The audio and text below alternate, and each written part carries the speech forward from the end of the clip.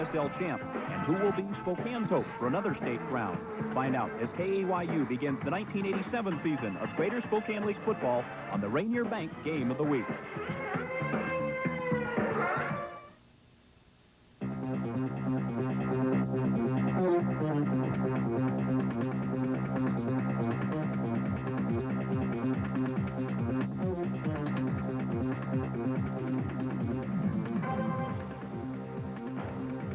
The Rainier Bank High School Football Game of the Week, brought to you by True Value Hardware Stores. More than just a name, it's our way of doing business. And of course, by Rainier Bank. No one comes through for you like a Rainier personal banker.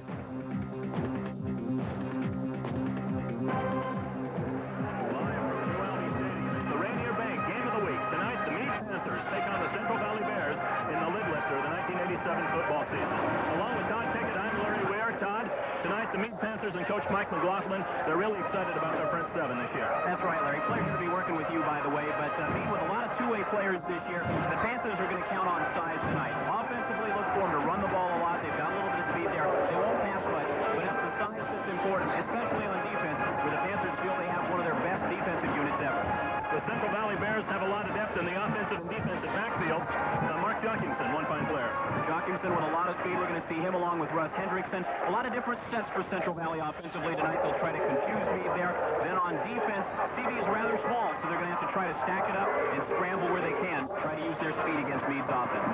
It's a glorious night at Joe Albee Stadium. We hope you stay tuned. We'll have the opening lineup and the starting kickoff of tonight's ball game right after we take this time out.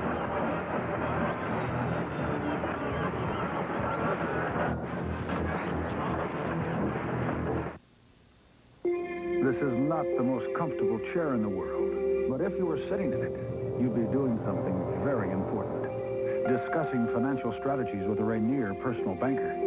You'd get all the personal service you expect from Rainier, plus some financial ideas you might not expect, like new ways to manage money. No, this isn't the most comfortable chair in the world, but if you want a comfortable future... Glad you could come in. It's the only place to be. Morning, Fred. Morning, Bert. Let's go, boys. That ice cream's not going to mind itself. Say, these Gold Rush bars are a real gold mine, eh, Bert? Right. Ice cream, peanuts, caramel. Rich, chocolatey coating. Yeah. Gold Rush bars sure look good, eh, Bert? Bert. Hey, Bert, don't eat our profits. Sorry, I lost my head. Gold Rush bars and new Gold Rush nuggets. The precious ice cream treats, mined by penguins. Hey, Fred, you want to grab a cold one? Real funny. Gold Rush in your grocer's freezer.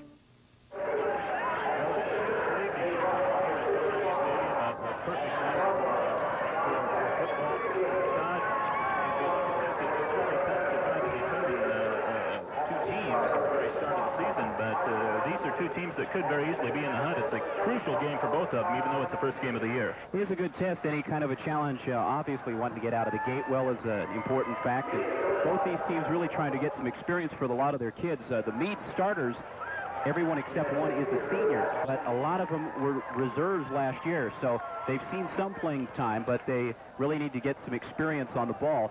For Central Valley, some returnees, again, they're a little bit thin. There you take a look at the team captains. And for the Mead Panthers, Matt Yakeley and Jay Buck. Now, both of those players will also be playing on both sides of the ball. And for Central Valley, Jim Deaton, their outstanding offensive lineman, and John Blair, who will be going both as a defensive tackle and an offensive tackle, the captain for the Bears. And so we're getting set for a football action tonight from Joe Albee Stadium. As the officials for this evening's game, the referee is Paul Petty, the umpire Mike Carr, the linesman Ben Fawcett, the field judge is Bruce Shields, our alternate tonight, Pat Cobbleton. Mead will receive the opening kickoff from Central Valley.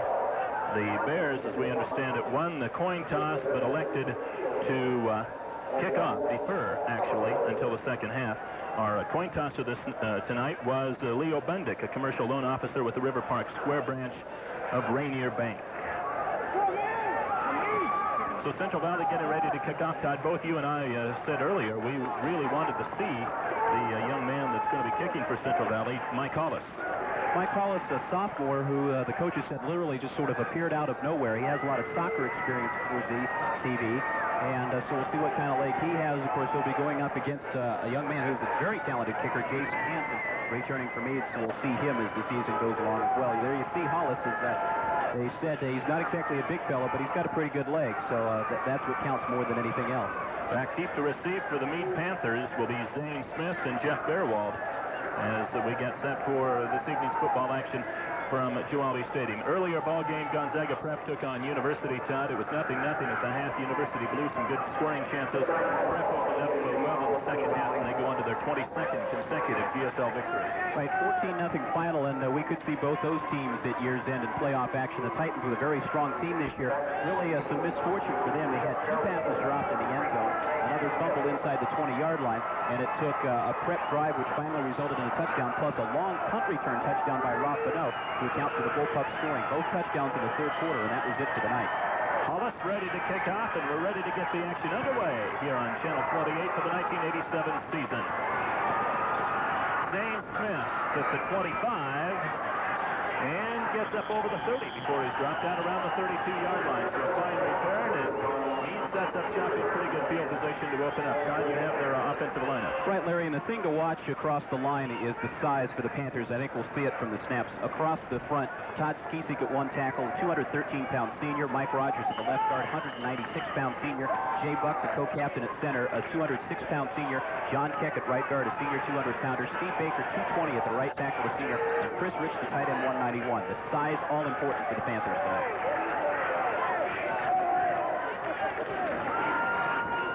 That's the big fullback tracking in the middle. Matt Yakeley out to about the 35-yard line. He'll pick up about 3 there on the first down play. It'll be 2nd down and 7 for the Mead Panthers. Todd George, the quarterback for the Panthers this year, his first year as a starter. He's a senior, 160 pounds as the JV starter last year. You see him calling the plays and the signals. His wide receivers, Butch Alderman, the flanker, a senior, and Brian Beltry at the other wide receiver. Jeff Bearwald, a sprinter, more about him later, and Yakeley, the fullback who carried on first down. He's a co-captain. Bearwald had his best game of the year last year against Central Valley. And he takes the dive up the middle and gets to about the 37-yard line. Good surge there by that front of the Central Valley Bears as one of their fine players, defensive tackle Jared Smith, right there to make the stop, number 51. What the Panthers are hoping to do, Larry, is to establish their ground game, most notably Jason Lathrop up the middle, and to try to get Bearwald loose around the ends. He was at State in the 100 and 200 second-year starter, but his speed around the end is going to have to stretch things out along the line for speed tonight. Our first 3rd down play of the ball game is for about 1.5 minutes into things here in the first period of play. Just underway, no score. See if Todd George attempts his first varsity pass as a football player. He does it. That's Yakeley for the first down at the 43-yard line. About 6 yards right there. You see big number 78, another outstanding defensive tackle for the Central Valley Bears, John Blair. He's in on the side. Good job that time on the right side of the line. A little bit of a counter play and then hitting Yakeley off the right side. John Keck at 200, leading the way along with Steve Baker, the right guard and the right tackle. Keck, one of the standouts on the offensive line. We'll take a look at the play again. A little counter with Yakeley off the right side. George with the pivot. You get some deception with Bearwald going to the right, and then they counter back the motion a little bit on the right side of the line. Good trap blocking along to open up the hole for the first down. And the first down play, there's Yakeley again. Good hole to midfield. Tripped up with a nice ankle tackle right there by number 82. That's Russ Hendrickson, but a pickup of about 7 more right there. They're having good success with that play. Good job with the right side of the line, really doing jobs of blocking. And Yakeley a little bit pumped up there after a couple good gains. And the Panthers again establishing ball control, really trying to dominate. And again, that size, we'll see it even more, I think, as the game wears along, because CB is just not that big up front right now. 2nd down and 3 now for the Panthers. Yakeley again. Scott, first down, are very close to it. At the bare 47-yard line, Yakeley filling in for a very good one last year, Jim Jolgon, who was one of the top rushers in the GSL. Moved into the position this year since Jolgon graduated and is doing well here in the early going. Really a situation right now, Larry, of, well, we're going to do this until you stop us. And they're having a lot of success right now. Second first down of the ball game for the Mead Panthers. They have it at the bare 46-yard line. Yakeley, the back set to the near side, and now going up into the slot is Bearwald. Yakeley again on the dive, but that time it's stacked up pretty well in the middle by one of the linebackers, Jason Schumacher, number 26. But Yakeley really did muscle forward for 2, maybe 3. Defensively, we'll watch Central Valley. What they're doing is sort of playing a gap 4-4. 4 defensive linemen with 1 defensive end who will line up opposite the tight end, and then 4 linebackers. So they will try to get the numbers up there and try to contain the running game, and then a 3-man secondary with a little bit of mixture, combination both zone and man-to-man. Inside of the 9-minute mark in the first period of play. Mead driving on the opening possession. That's Bearwald. Big opening for him. Penalty flag goes down. But Bearwald has a first down as the play stands up. Last year against Central Valley, Jeff Bearwald ran for 84 yards in 10 carries. Had a touchdown in the ball game. His only touchdown of the season. But that game's not going to stand. I thought it was a little bit of a hole. A great hole open for Bearwald all of a sudden, and somebody did a little bit extra clutching to get him open. Bit of a surprise so far in that all the running for Bearwald as well has been up inside. Again, talking with the coaches a little bit, he was the guy that you expected to stretch to the outside a little bit. So far, though, Mead's done such a good job running it right up the gut that they haven't needed to try to stretch it out around the end yet. I guess, though, the inside running will open up the outside running a little bit later on down the line, perhaps. That's true, as CV will try to bunch players a little bit more to try to contain that inside game. The more they tightly compact, and good job by Mike McLaughlin. He doesn't need to try to go to anything yet. The power game has worked, and if CV tries to contain it, you'll see the kids. They'll try to scoot up a little bit more, cheat a little bit more to try to get the ball. That's when you go around the outside. Second down and 16 here for the Panthers. They need to get down to the Bear 36-yard line.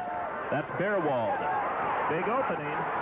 He'll be short of the first down perhaps, but about the 37-yard line. Maybe he stretched forward enough to get it. We'll wait and see where the officials put it down at. That was a fine run. Another good job by the Mead offensive front right there. And once again, the hole developing on the right side of the line is where the Panthers have just done a great job. John Keck and Steve Baker doing the job for Jeff Bearwald. Take a look at it once again. This time it's Bearwald, really Yakeley lining up the opposite position. And Bearwald quick enough to really make a good change of pace and a little bit of a shift there to gain 16 yards on the play. Once he got into the hole, he was able to change direction enough to pick up the extra yardage. And that was good for the third first down for the Mead Panthers.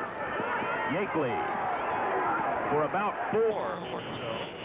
Several Bears gang tackling right there. The Bears are gang tackling a lot, but they're having to because Mead is getting by the first line of defense. It's just off tackle right, off tackle right, off tackle right now. It's kind of like one of those flip football games where you keep rolling dice the same way, but so far the dice keeps coming up the right way, and Mike McLaughlin has to be happy. This was his concern early, how well they'd be able to control it on the ground, because they didn't want to have to test Todd George's throwing early. Let him get settled a little bit, then go to the air if he had to. This drive has now consumed 4.5 minutes. Second down and about 5 for the Panthers. There's Bearwald to about the 30-yard line. Once again, 4 or 5 white-shirted Panthers right there on the stop, led by Scott Mugley, number 18, one of the CD linebackers. Todd. We might run down the Central Valley lineup on defense while we have just a moment or two.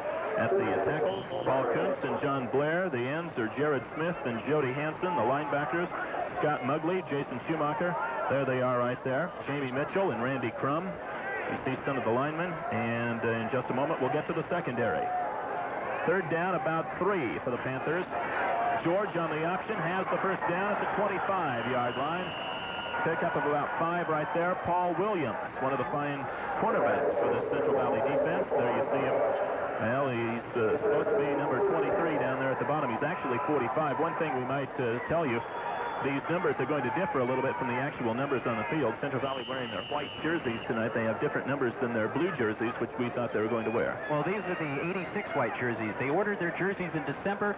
They never showed up. So they came out and said, well, we're going to have to play in our light blues. Then they changed, and these are the 86 white jerseys. So some of the kids had to change numbers. We're pretty well caught up. Fourth first down for Mead. All of them on the ground. Bearwald, an opening. There he goes. Touchdown, Mead. 6:22 to play in the first period. Mead draws first blood. Jeff Bearwald, 25-yard run right there. And again, Larry, this is all due to the great job by the offensive line, just being able to control the line of scrimmage, and Bearwald with his speed against that short stack defense. Once he's through the initial hole, there's really nobody to catch him. Take a look at it again. You see CV with a lot of players stacked up, trying to play the gaps. But a great job by the left side, just a quick trap block by the Panthers. Let's give credit to the lineman, a little reserve lineman coming in, and unfortunately we don't have his name, number 57, we don't have listed, but a good job by the left side of the line to open that hole. Once Bearwald was through, he was gone for the touchdown. One of the best kickers, Jason Adson, adds the point, and it's 7-0 Mead.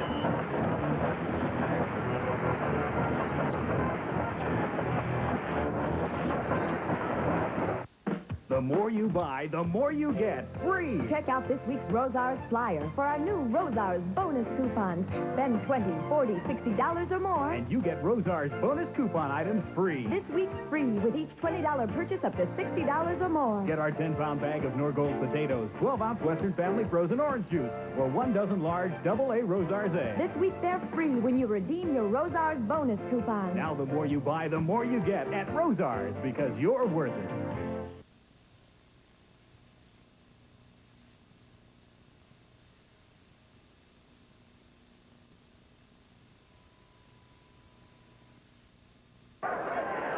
Jason Hansen, he just added the extra point. He's one of the top kickers in the league. As we mentioned, he set a GSL record last year for punting. Had a couple of nice field goals during the season. Outstanding kicker. You get a good look at him, number 6. This is a fellow who really is a scholar athlete and a kid who deserves some recognition. He started on the state playoff soccer team for the Panthers as a sophomore. He's a 4.0 student as a senior, and very talented kicker. A lot of Division I schools looking after him, and in fact, last Friday, the Panthers had a team scrimmage. They went ahead and ran a drive, and it stalled. They sent him in cold. He kicked a 52-yard field goal, cold. And we saw him, of course, last year with a great field goal when he had to hesitate and still booted it cleanly through. This may be one of the best kickers in a long time in this league. The drive, 11 plays, 68 yards, all the plays on the ground. It consumed 5 minutes and 38 seconds. Bearwald, a 25-yard run. It's Mead, 7-0. Hansen ready to kick off. Back deep to receive. Russ Hendrickson, Mark Jochimson. And it's going to be Hendrickson with it. Nice tackle at the 10-yard line. Good defensive play right there. It looked like Zane Smith, number 3, on the stop for the Mead Panthers. Central Valley's going to be deep in the hole to start things off here in their first offensive drive of the season. Smith, with a good job of hustling, came all the way around the containment that time as Hendrickson tried to take it across the field up the left sideline, and Smith, with good speed, was able to haul him down. So now the Central Valley Bears, with their first chance at it offensively, will get a look at their quarterback, number 1, Dennis Deutsch. Dennis started the final game of the season last year for Central Valley. It was a 7-6 loss at the hands of North Central. From the 10-yard line, they give it over the right side to Scott Mugley in the ball game, and Mugley gets about 3 yards up to near the 13. It'll be second down for the Central Valley Bears as we take a look at their offensive lineup, Todd. Across the front for the Bears at left tackle is Jared Smith, 190-pound. You see Jamie Mitchell, the tight end, Jim Deaton, the co-captain at 1 guard, Rick Gardner at the center, Pat Pearson at right guard, John Blair, co-captain at tackle. Chuck Perrette is one of the running backs, not one of the wide receivers. Second down play. There goes Mugley again. Good little power running there. He gets out near the 20-yard line. He'll be a little bit short of the first down by a yard, maybe 2, before he's dropped. So it'll now be third down for the Bears as we get a look at their offensive backfield now. Dennis Deutsch, the senior, is at quarterback. Tyler Moore is the senior at split end. Russ Hendrickson, 2A player at the flanker position. Chuck Perrette and Mark Jochimson will start in the backfield. And also we'll see Mugley and Paul Williams, depending on whether they need some power running, some speed running, and a lot of different sets. We saw them start in the power I. Now they're in a full house tee. Third down about 2. That time it's Jochimson to about the 22-yard line. It might have been a fumble on the play, looking at how some of those players are kind of wedging in on the bottom, but Mark comes away with it, and it's the first down for CV. A reminder, this telecast is solely for the entertainment of our audience. Any rebroadcast of this game without the express written permission of the Greater Spokane League is strictly prohibited. So we've seen 5 first downs in this one, all of them on the ground. Mead with 4 and CV with their first one right there. They're at their own 22-yard line. Tyler Moore is the receiver at the bottom end of the screen there. They've got a slot up at the top.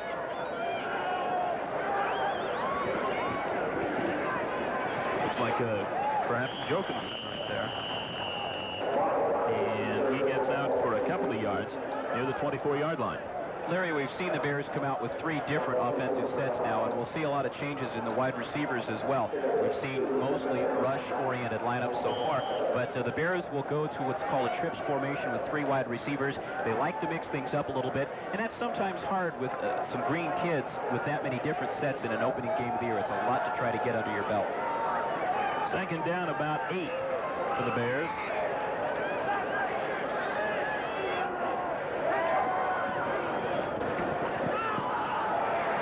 A little hole is open for him. He has first down yardage up near the 39-yard line before he's dropped. Fine run right there by the young quarterback for the Central Valley by Mead by Bill Campster, one of their fine defensive linemen. Campster, a defensive end. That play good for 15 yards by Deutsch. He is a pretty good runner. Very good ball handling as well was the key to that one. Some good fakes, and then you just put the ball on the hip. And deception a key to something like that. Also had some good help from the left side of his line. Jared Smith and Jim Deaton pulling out the block. And good wheels by Deutsch, as you said, Larry. 3.5 minutes to go, first period of this one. Mead with a 7-0 lead. Second first down for CB. Now they're on the move out at their own 39-yard line. Perhaps a check out there by Deutsch. Chuck Porrett for about 4, it looks like. Zane Smith, number 3, along with Campster, 67, right there to help make the stop. There you saw number 82 for the Mead Panthers, also getting up off the stack. That's David Cohen, a senior linebacker. The Bears are going to have to mix things up tonight, and that's what they want to do because of the size of the Panthers once again in front. Across the front, they go 220, 200, 220, and 198. And CB's not going to be able to tackle them straight on. They're going to have to use some good execution, a lot of motion, and try to mix things up to keep the Mead defenders on their toes so they won't be able to tee off and dig in. We'll take a look at that Mead defense here in just a second. Second down, about 6 for the Panthers.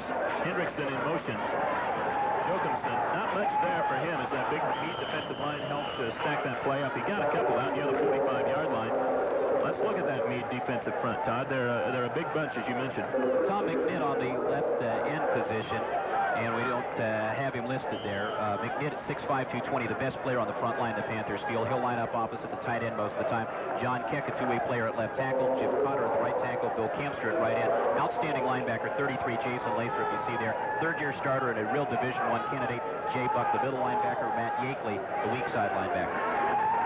Deutsch to throw for the first time in the ball game, in and out of the hands of Russ Hendrickson at about the midfield stripe. Coverage made over there by Jeff Stone, the left side cornerback for the Mead Panthers. Stone, the left cornerback. Zane Smith will play the right corner. Derek Culbreth is the strong safety.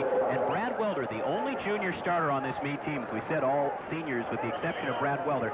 He's at the free safety position. And as we told you off the top of the game, the Panthers really feel this might be their best defensive unit in quite some time. Zane Smith is back deep to receive this fourth down punt from Russ Hendrickson with 1:56 to play now in the first period of action.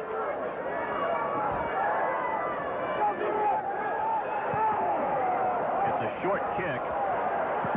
Penalty flag goes down probably for a roughing the kicker. It's taken at the 16-yard line by Smith on a bounce. He took it with his knee on the ground, so he can't return it. Flag down at the 36. Actually, it was a very bad snap, which turned out to work to CB's advantage. A weak sort of wobbly snap, which was a little bit low and slow in getting back to Hendrickson. He got the kick away, but because of that timing, Jeff Stone, decided to try to go for the block, missed it, and then ran into Hendrickson. It'll be a roughing the kicker penalty and a first down for the Bears. It'll be the first down that we have had in the ball game that hasn't been on the ground. First down for CB when we come back. True Value Hardware, it's more than a name. One lawn and garden tool stands out from the rest. The Green Thumb Deluxe Rake for only $3.99. It has a ram's horn spring for consistent tension, and the steel tines are durable and flexible. In September, the Green Thumb Deluxe Rake is just $3.99. Look for the True Value of the Month banner at participating True Value hardware stores and home centers. Yeah, you'd have to be crazy to try to run a school like Brandell High. James Belushi in The Principal, rated R. Do I look crazy to you? Sneak preview Friday. Sometimes earthly adventure just isn't enough. You've got to be immobilized, energized, dematerialized. Gentlemen, I suggest you beam me aboard. Do it here with Star Trek, weeknights at 7 on KAYU. Mead with a 7-0 lead, first quarter of action from Joe Stadium. I'm Larry Ware along with Todd Pickett. Two good time-consuming drives here in the first period of play, Todd. Good ball possession by both teams in slightly different styles. Mead with a lot of power on the offensive line. CB mixing it up a little bit more. And, of course, maintaining possession because of the penalty. You see Dennis Deutsch over on the sidelines talking with his head coach, Jerry Connors, a veteran coach in his 26th year of coaching. A reminder, you're watching Greater Spokane League football on KAYU TV, Channel 28, Spokane. Ball just inside the 40-yard line for the Bears with 1:48 to go here in the first period of action. We send wide receivers out to each side. Porrett and Jokumsen in the backfield. Hendrickson in motion, and that's Jokumsen. Gets tripped up as he crosses the 35-yard line, maybe got down to around the 34 or so. So a pickup of about 5 or so on first down right there, and both teams moving the ball well, as we said. Good wing counter that time. Jokumsen coming back across the backfield. Listed at 150 is another one of the two-way players for the Bears. Jerry Connors with the numbers there, and of course taking some of his more experienced and more talented players and putting them on both sides of the ball. As we said, you'll see the Bears try to run away from that line. Just watch the Panthers defensively as they really try to dig in. They've got some horses up there. Mugley is now in the backfield as CV is going to go out of the shotgun on this 2nd and 5 play. And the snap, whoa, a lot of power behind that one. Deutsch can't get to it. And it's going to be picked up by Mead at the 29-yard line. Recovered there by David Cohen, the linebacker, a senior, number 82, 175-pounder. They went out of the shotgun. There is a penalty flag down at the 40-yard line, so hold the phone while we wait on that.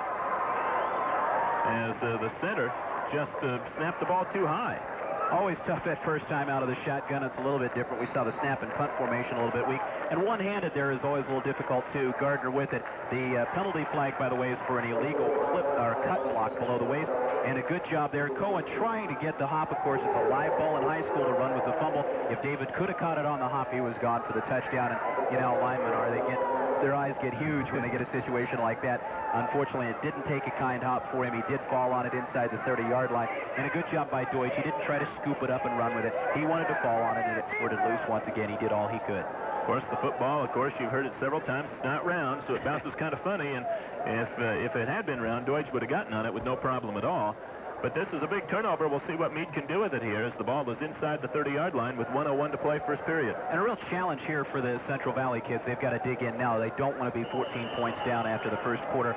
And it's the kind of thing where your spirits get down a little bit, and right now they've got to get it turned around again and go hard. Bearwald, there's a fumble, but it's picked up by George. It'll be for a loss of about 4, though. A little mix-up there on the exchange between George and Bearwald, but Todd George was able to fall on it. Got the good turf bounce that time, the great AstroTurf bounce. He didn't get a point anywhere in the way, and came right back up to Todd George, and a little mishandle there. But the Panthers are going to hang on to the football. Loss of 4, so it'll be 2nd and about 14. Here for the Panthers, you get a good look at Todd George right there. And that's Bearwald on the sweep. He's got an opening. If he can get around the first wave, he does. Down the sidelines, touchdown, Mead.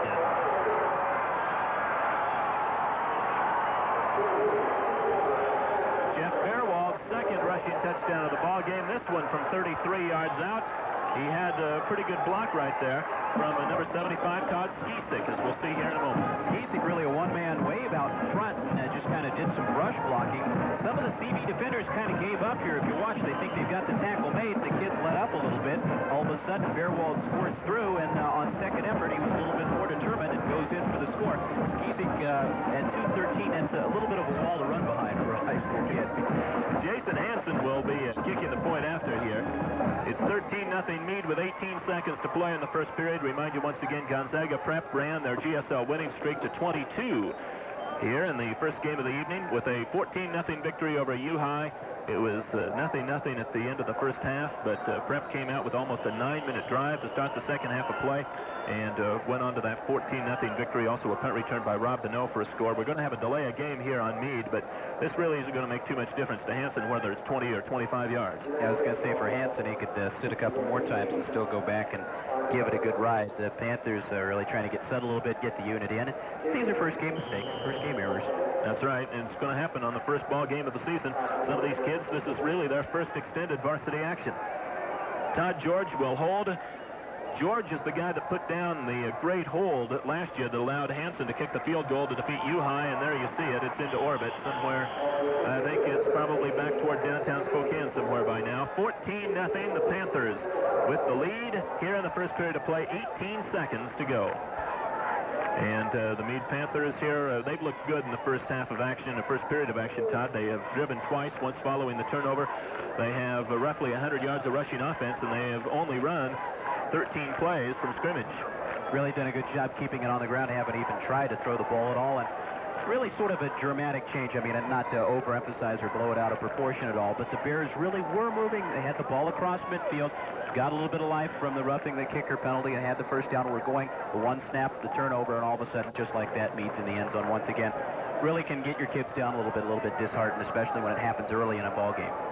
That's right, and it's going to be interesting to see now whether CV can come back from this. They've really got to have a little fortitude right here and work back. Jerry Connors, a great coach. He can get these kids motivated, and they'll come back. It's his 26th year of coaching. He has 120 career coaching wins. He spent a lot of time at Medical Lake. He had a 30-game win streak at Medical Lake, and he also spent a lot of time at LC and was very successful there. Jason Hansen ready to kick it off. Hendrickson back deep to receive along with Jochimson, and this will be Hendrickson. Remember, he got stopped at the 10 last time. Gets out farther this time around as he's out over the 20 near the 22-yard line before he's tripped up. CV moved well in their last offensive possession. We'll see what happens here. Larry, that's really a good example of what a strong kicker can do for you. As Hansen teed it up on the left hash, kicked into the corner, they stacked their coverage unit to that side. Of course, last time Hendrickson tried to get back across the field and was nailed. This time he tried to run it up. The height and the depth that Hansen gives you will allow the Panthers to cover kickoffs a lot more efficiently than probably any other team in the league. He is a great one. 1st and 10 for CV at the 22. This will be the last play of the first period if they even get it off. And they just do. That's Jochimson, and he gets out over the 25 to about the 27-yard line before he's stacked up. But the play just barely beating the buzzer in the first period of play. It's been all Mead from Joe Albi Stadium on the lid lifter of the 1987 GSL season here on KAYU. It's the Panthers 14 and the Bears nothing.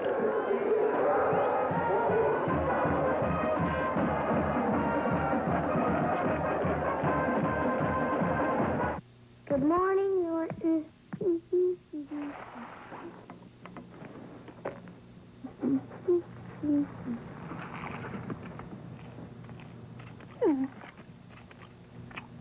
I bet you had anything, Norton, but kicks are just a little too good. Anyway, Mom buys a chip for me, see?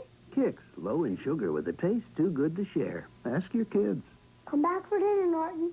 I'll let you have my broccoli.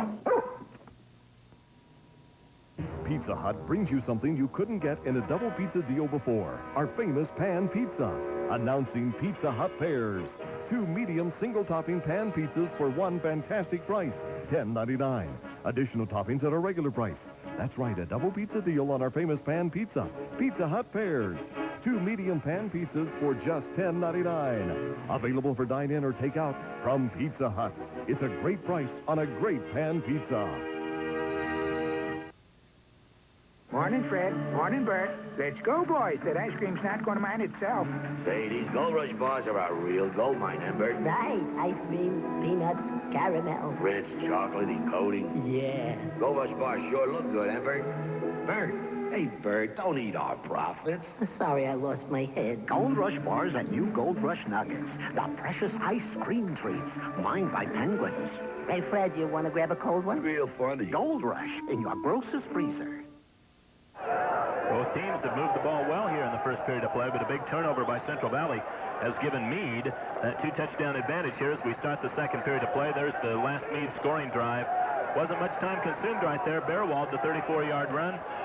Mead has 105 yards of offense on the ground through the first period of play. Right now, Central Valley with it, and there's a little reverse. Russ Hendrickson, he's got a little bit of an opening, but he forgot the ball. It's still on the ground, and we'll wait and see who has it when they unstack. It looks like CV recovered. Deutsch, the quarterback, perhaps right there. Hendrickson had the opening, but he forgot he had to pack the ball, too. Didn't tuck it away a little bit, just kind of squirted out the backside. A little bit of a counter play there by the Bears, and I guess we won't get a chance. Well, here we will get a chance to see it again. Watch from the left of your screen. Hendrickson will come back across. He's been in a backfield and in a slot position. That time lined up a little bit slot to the right and just didn't tuck it away well. But the counter motion is so important for the Bears right now. Deception against the size of Mead is going to be CV's key. Hendrickson had the first down, but when he lost the ball, he lost the first down. It's now 3rd and 1.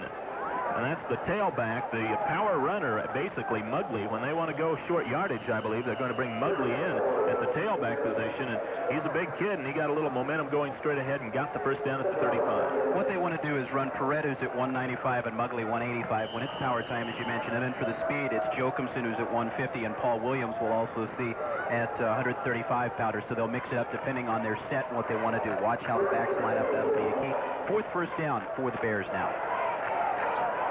10:54 to play. First half of action. The officials step in there and stop play on this first down. A reminder to stay tuned for the end of the game when Tom Price, Chrysler Plymouth, will present $250 to the Greater Spokane League Player Recognition Fund. That'll be in the names of the offensive and defensive players of the week. And, of course, one of the fun things we get to do is pick the offensive and defensive players of the game. Oh, nobody told me that. Yeah. I haven't been taking notes. You grab your pen and get ready. Okay. Actually, you have a couple of quarters to get ready. That's true.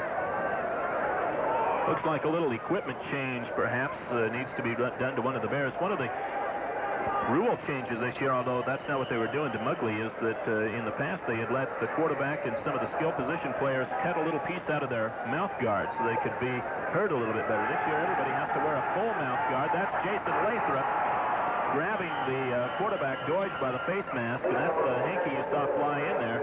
Fine play by Lathrop, but he got caught, and it'll be a penalty. Good pressure by Lathrop, but when he reached up for the grab, and it looks like Deutsch might be shaken up a little bit, caught him around, and that's always tough. That's why the penalty's there. You'll see him grab him along the side, twist the neck a little bit. Jason Lathrop, 6'2", 220, as we said, the third-year starter at strong side linebacker coming in on the blitz. You see he really just sort of overshot Deutsch and trying to get a hand on him, reached up and grabbed the face mask. Really not flagrantly, but all the same, it's now the officials are discussing it down there, so we'll have to wait and see exactly what's going to happen as our officials are discussing things here about that penalty. They may waive that off. It looked to me in the replay that Lathrop really didn't get him by the face mask. I thought maybe he got him by the corner of the helmet, but still that might be a penalty anyhow. Let's take another look at it here. When they now watch him when he comes through here and see whether he grabs him or not. You can usually see the heads really jackknife around. Watch the referee there on the right of your screen, and he'll make the call. You can see the reach a little bit, and there's a twist by Deutsch trying to get around. It really might be what would be called a 5-yard holding penalty, the illegal helmet contact penalty, as opposed to the full 15 for grabbing the face mask, but we'll take a look at it. Deutsch was kind of playing around there with Tyler Moore's helmet, number 86. Maybe that's where Lathrop ended up grabbing him. They're going to call the face mask grab and going to march it off as the 5-yard penalty. Takes the ball up near the 44-yard line for CV. 10:41 to go here in the first half of action. Glad you decided to join us here on Channel 28 for the lid lifter in the GSL season here on KAYU. First down at about 2 for CV. Little misdirection in there again to Jokinson. He's got the first down, spinning up to about the 47-yard line or so. Good stop there made by a big number 55, Jay Buck, who was a fine special teams performer last year for the Panthers. This year starting at linebacker on defense and center on offense. Good two-way player.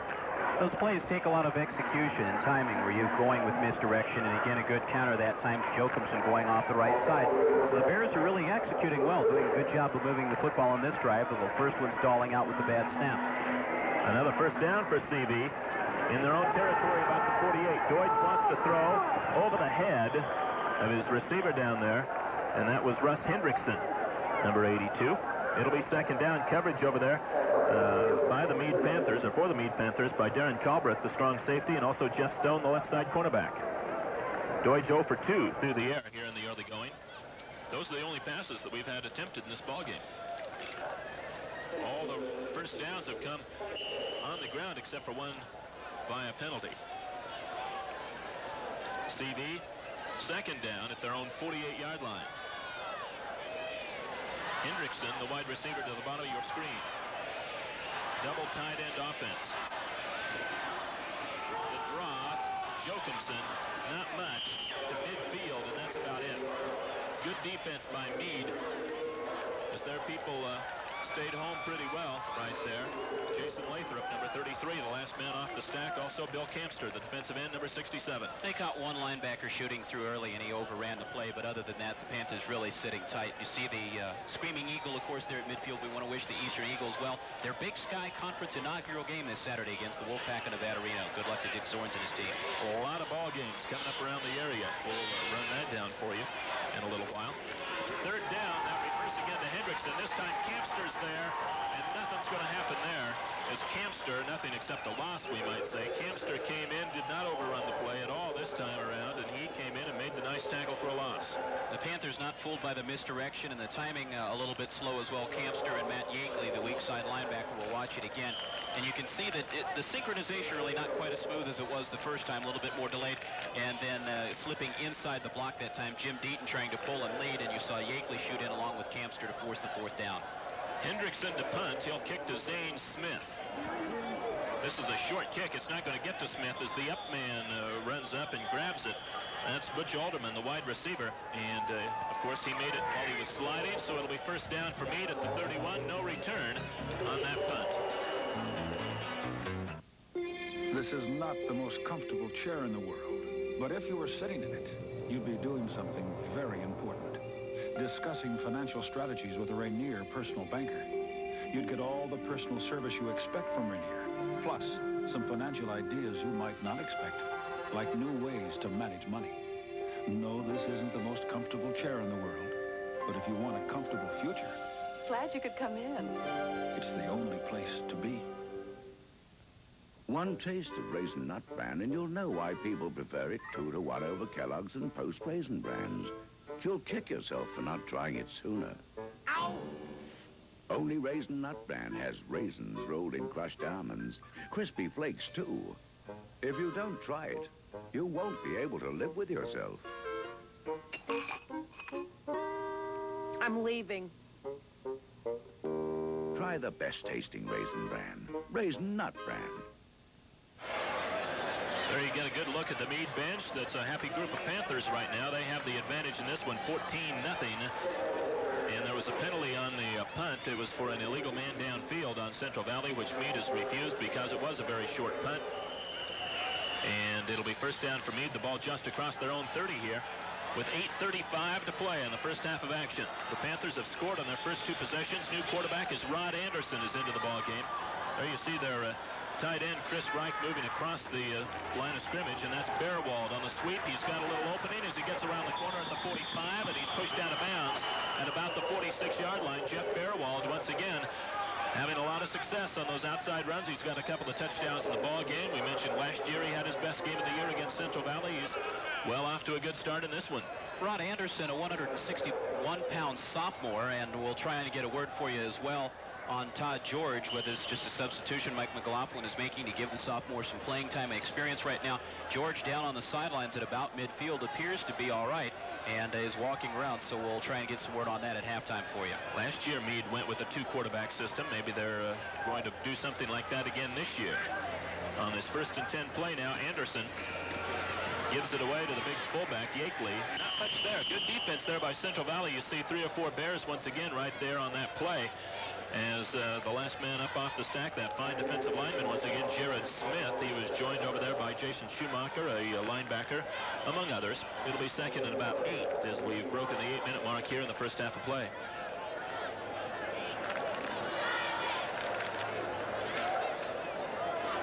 Anderson, the young sophomore. Not too many sophomore quarterbacks see a lot of playing time in the GSL.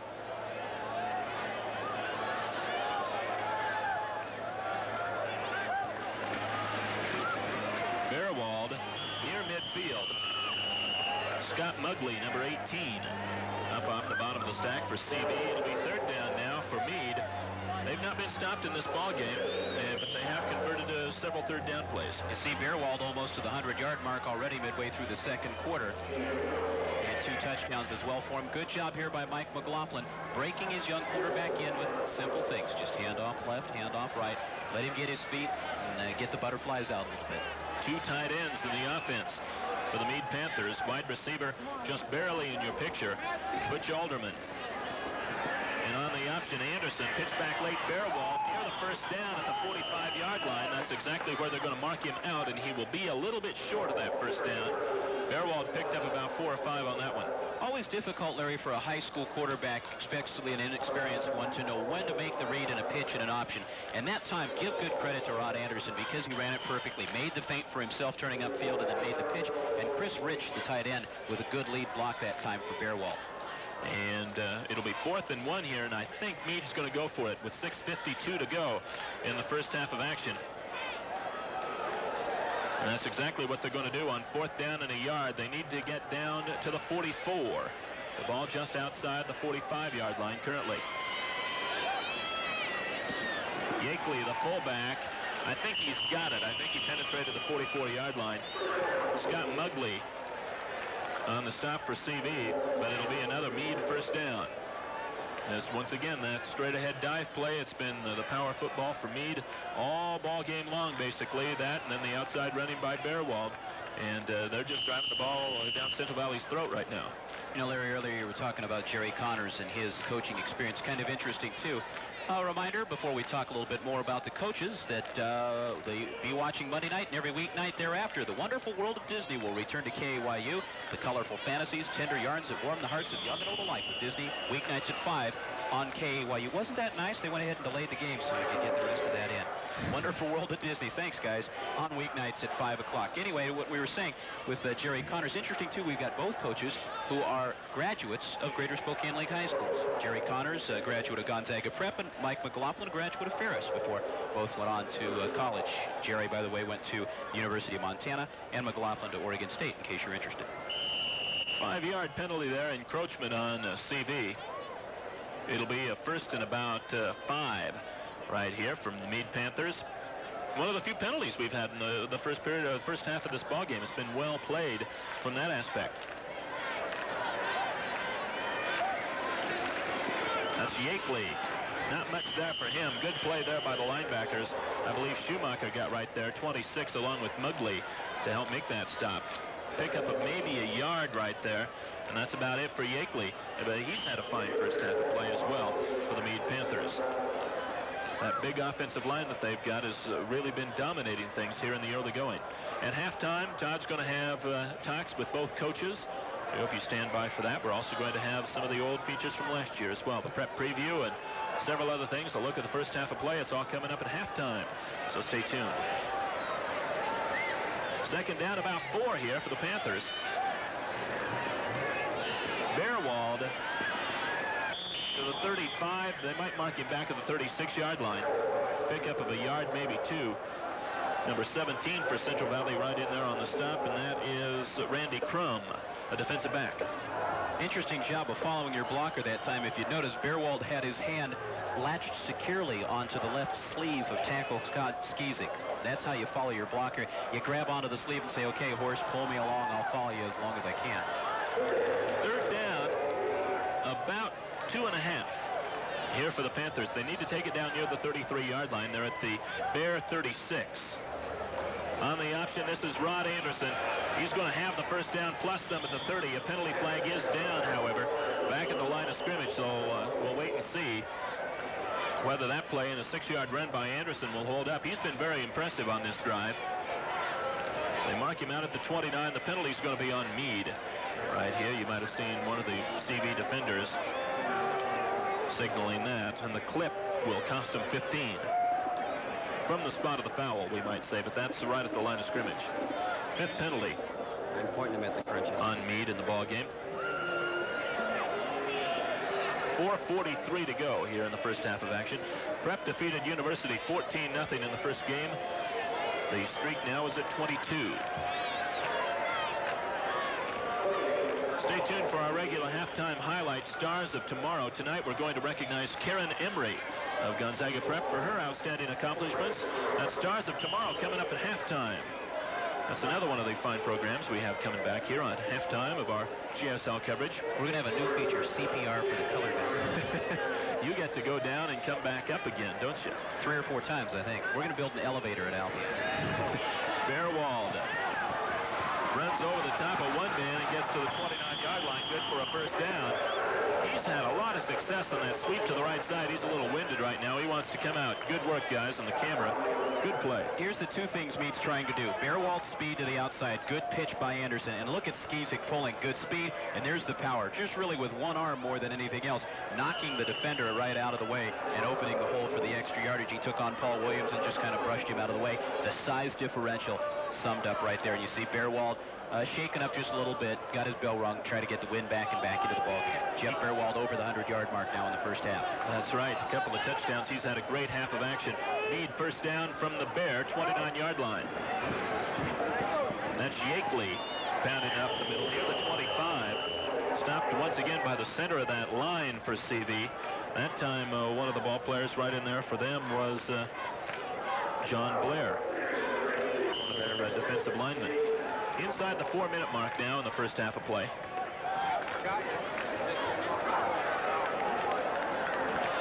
Fairwald now, just to update you, 10 carries for 124 yards, according to statistician Jim Jasmine. The Mead marching band starting to assemble down in the end zone. They will be playing at halftime. That's Jeff Buer, a sophomore running back, 154-pounder. Excuse me, that's the CV band that's assembling down there in the corner. They'll be performing here at halftime. Buer, there you see him, number 22, a young sophomore. Another sophomore. We're seeing some sophomores for this Mead ball club this year. If they get these guys some playing time, they're going to be very powerful in a year or two. Already pretty powerful. It's been a very impressive first half by the Panthers. They have not had a losing season in GSL play since the start of the decade. In fact, they have the second best overall record behind Gonzaga Prep in the 1980s. Mead with a good overall athletic program. We'll talk more about that at halftime. That's Anderson, tripped up there by Shoemaker, number 26.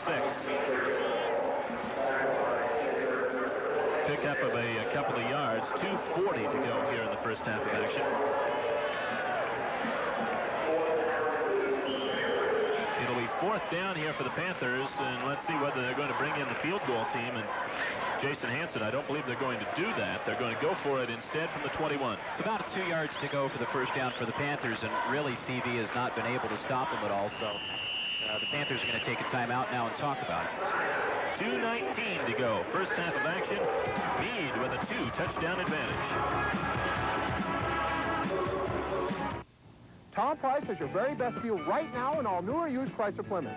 Tom Price's special factory-sponsored financing on select new cars with rates as low as 1.9% or $750 cash back. Come in and look at our new LeBarons, New Yorkers, and Sundancers with our special 7-year or 70,000-mile warranty. See today's paper for details. Savings, service, and selection are yours. And with our super low finance rate and great service, you have it all. Can you save on a new car? You bet you can. At Tom Price Chrysler Plymouth, open until 9 p.m. at 2 great locations. True Value Hardware Stores present a sneak preview of great values in the Fall Preview Circular, where the Casio 8-digit solar-powered calculator is just $2.88, and a pack of 3 Value Bright Inside Frost bulbs is only 99 cents. Prevent costly heat loss with Red Devil Lifetime Caulk, just $1.66, less a $1 mail-in rebate. And get a selection of Cervest plastic trash bags, just $1.69 a pack. Now showing at participating True Value Hardware Stores and Home Center. Mead is reconsidered. Jason Hansen is going to come on. He'll try a 38-yard field goal. Todd George holding. And the bad snap really fouled that one up. It's going to be short and wide to the right. As that snap came in on the ground, George did a nice job just handling the ball, but he couldn't get the ball up on the tee right for Hansen. I was going to say he may be all-league holder at this rate. George with the one-hop grab and tried to set Hansen up, but again, any kind of change in your snap at all really makes the synchronization of holder-kicker tough. But good job there. Interesting note earlier in the week, and talk about not getting good recognition. I don't know if you saw it, but the LA Raiders press guide now lists quarterback Mark Wilson. His notes in the bio says, excellent holder on field goals and extra points. I guess you know when you're not going to be playing quarterback. Hilger is going to be starting this weekend, isn't he? Rusty Hilger, the Oklahoma State Wizard, yeah. 2:15 to go, first half of action here. Deutsch, now there's a change at quarterback for CV. That's Kurt Hansen, a sophomore. Seeing another sophomore quarterback here, so they're going to the young ones. And the dive up the middle netted about 4 yards right there for, I believe it was Joachimson, taking the ball straight up the middle there. Pickup of about 4. There you see the scoreboard and the time left in the first half of action.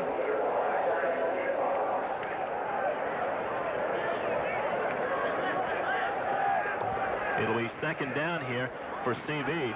This Hansen, the young sophomore quarterback, a big kid, 190 pounds. He gives it away to Porritt, running up the middle. He'll be short of the first down at about the 29-yard line. There's a fumble on the play. It's picked up at the 30, and Mead comes away with a football. I believe Bill Campster is the guy that got the fumble recovery. We're going to see it here in just a second or two. Because there you see Porritt cracking in over the left side. and the ball is going to pop out in that mess of players. There it goes. You saw it just off the edge of the picture, and the fumble recovery is made there by Mead. It was not Campster. We couldn't see exactly who that was that made the recovery, but it's the second turnover on CV in the football game. There you see the Mead bench. They have the 2-touchdown lead, and they have the football with 1:20 to go here in the first half of action, trying to add another touchdown to their lead. Todd George back in at quarterback. Let's see if he's going to throw here. He'll have wide receivers to each side for the first time, I believe, in the ball game. And there's a draw to Bearwald. He keeps his feet, still going at the 20, at the 10, his third touchdown of the ball game.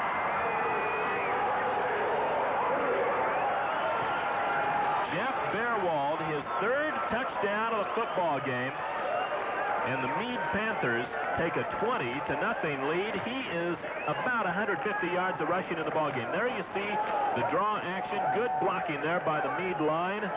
Opening a big hole. CV missing 3 tackles. There's a last-ditch attempt there. They missed at least 4 tackles. Bearwald with his third touchdown of the ball game, and it is now a 20-0 advantage with 1:03 to go here in the first half of action. Jason Hansen will try to add the point after here. And there's another bad snap. Connor is going to pick it up. He's running to the right side. He throws deep in the corner, and he just barely misses the man that he's looking for down there. And so they try for a 2-point conversion, not successful. He was trying for Corey Smith, the senior tight end, 190-pounder, number 80.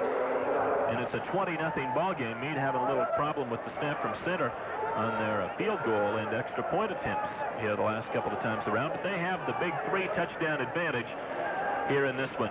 Now, make sure you're watching KAYU next Friday night at 8 o'clock for the 2-hour premiere of Walt Disney's most ambitious creation, DuckTales. Meet brand new Disney characters like Scrooge McDuck in adventures that will thrill the entire family. Treasure of the Golden Sun, the 2-hour DuckTales premiere, comes up next Friday night at 8, right here on KAYU. A lot of good things coming up on KAYU. A lot of good football action. Of course, the Fox Network with programming now on Saturday and on Sunday nights. One of my favorite shows on television is Married with Children. And that's on again. That is a good program. If you haven't seen it, tune in 8 o'clock Sunday nights. Jason Hansen, the outstanding kicker. Todd talked about it earlier in the ballgame. Not only an outstanding kicker, but a 4-point student in the classroom. And he boots it downfield, and once again, another booming kick. This is Russ Hendrickson from the 3. Over the 15, spins, but comes up short of the 20. Gets to about the 18-yard line. Good coverage by Mead.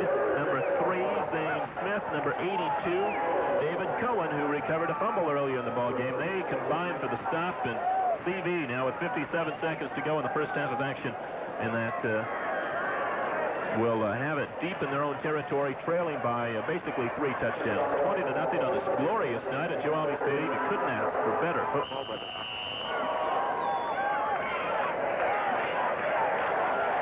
CV's average field position in this ball game has been from their own 19-yard line, and that's where they're at right now. First down and 10. The young sophomore Kurt Hansen still a quarterback. Going straight back, good protection. Wants to throw the home run ball, but he's going to come up short of everybody. Short of his own receiver, that is.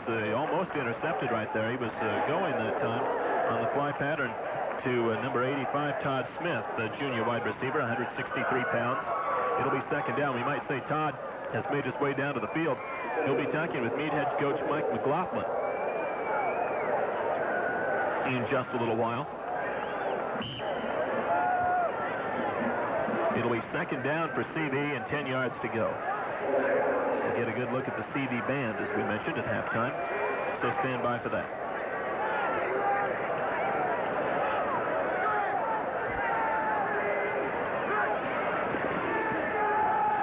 Hansen, little swing pass to Jokinson. Nice tackle at the 25-yard line. Short pickup there. Cohen, who's done a fine job from his linebacker position in this ballgame, is the primary tackler, helped out by Bill Campster right there. A little swing pass. Hansen does get the completion. Good protection. They let him come through just perfectly. Jokinson, that's John Blair. He missed the block right there that let number 82 Cohen come in and make the stop. The first half is going to come to an end before they can get the playoff right there. That is the end of the first half of play. Mead with a 20-0 lead. Jeff Beerwald has the 3 touchdowns for the Panthers in this ball game, over 100 yards of rushing. Thus far in the ball game, in the first half of action, he's done an outstanding job. The CV defense has done well. They've been out on the field, though, for a good share, and the big plays and turnovers have hurt them thus far in this one. There you see one of the Mead Panthers right there coming off. Jay Buck, a fine linebacker, 206-pound senior, talking with part of their head coaching staff as they make their way off the field here at Joe Albee Stadium. The Panthers with that 20-0 lead, and let's go down to the sidelines. Right now, Todd Pickett is down there with Coach Mike McLaughlin of Mead. Mike McLaughlin, head coach of the Mead Panthers, with us. Mike, coming into the game, you hope to use your sides in the offensive line especially.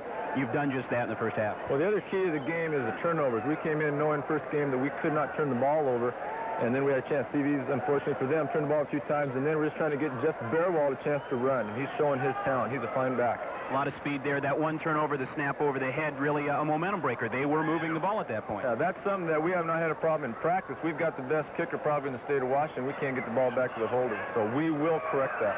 Are you pleased with the defensive effort of your kids? Defense is good. CV came out, they're doing a little something we didn't expect. They're executing fairly well, but defense is hanging in and causing the turnovers. When the ball's on the ground, we are getting it, and so that is a bonus for us. Mike, it's got to be a very pleasing first half for you. Thanks for joining us. We'll see you after the game. Thank you.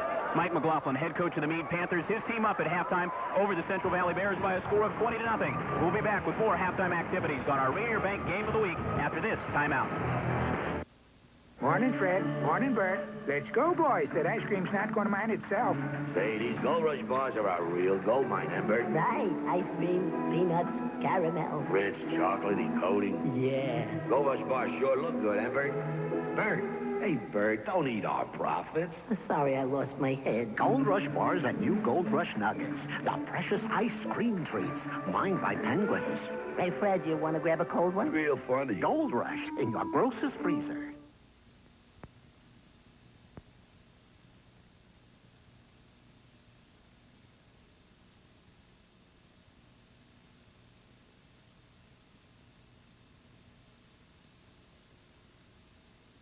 Enjoy Pepsi's Family Day at the Spokane Interstate Fair. There's a new series coming to television. If you don't watch it, you could be making a grave error.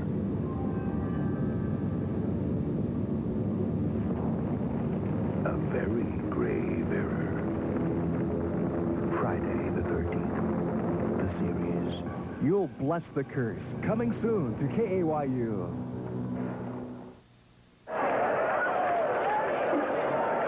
Watch with us now as we feature this week's Star of Tomorrow, an area high school senior recognized for her contributions to school and society. Tonight, we applaud Karen Emery of Gonzaga Prep.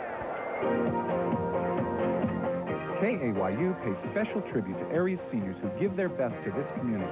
This week, Karen Emery of Gonzaga Prep is honored as our Star of Tomorrow. Recently, Karen experienced an 8-week excursion to Japan when chosen to a select group to represent our nation. It was really exciting. Every school in the state chooses one person, and so they called about, GPrep called about a dozen people down to the office and said, would you be interested in applying to the scholarship? And of course I was. And so I applied, and then they chose 12 people from the state to go to an interview in Seattle. And I went to that, and then I was chosen, and I was so excited. It was great. It was so much fun. Along with her appointment as a U.S. Senate scholar, Karen is also very active in other ways. As a real focus of the school is student retreats, and as a senior, Karen helps out a lot on working on freshman and sophomore retreats. But on top of that, we have a focus outside of the school to get the students interested in retreat work ministries, and Karen has served with me on a steering committee at the diocese for developing ministries for developmentally disabled here in Spokane area, and she gives a lot of time to working with handicapped people here in Spokane. Karen also utilizes her school years to their full potential. Karen is a highly organized young woman. She has a tremendous amount of leadership ability. She's been a class leader for the 4 years that she's been here at Prep. She has the ability to get people to do things that they may or may not want to do, and she also has the ability to walk away and they're friends of hers. So she's highly respected among her class. As ASB Secretary-Treasurer, member of the debate team, drama club, community service organizations, and campus ministry, Karen finds special support from G-Prep and her family as well. I have a twin sister that is in my grade, and so we have quite a few classes together, and we're really, really good friends, probably best friends. And then I have an older brother that just graduated from prep, and another younger brother, a junior, and it's fun being a you know, prep is my extended family, and I also have another family at prep, so that's just another neat part of prep, I think. She's always up, she's looking to the best side, and from those aspects, she is able to make everything go her direction. Good luck in your last year at Gonzaga Prep, Karen, and congratulations on being chosen this week's Star of Tomorrow. Come and enjoy Pepsi's Family Day at the Spokane Interstate Fair, Thursday, September 17th. Get family discount admission coupons and ride coupons at the Pepsi display in your favorite store. And kids, enter Pepsi's Great Race to Disneyland. It's a Pinewood racer's dream. You could win a trip for 4 to Disneyland for 6 days and 5 nights, courtesy of Regal Travel. Get all the details and entry forms at the Pepsi display at the store. It's all part of Pepsi Cola's Family Day at the fair, Thursday, September 17th. Come out and have some fun with Pepsi.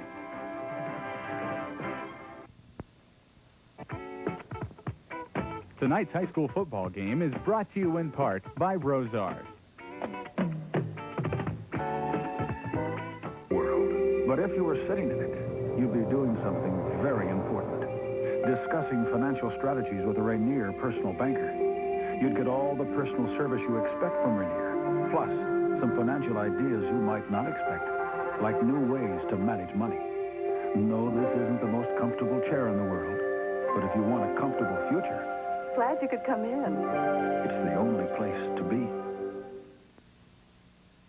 There is a great unknown, more vast, more mysterious, more dangerous than any place on Earth.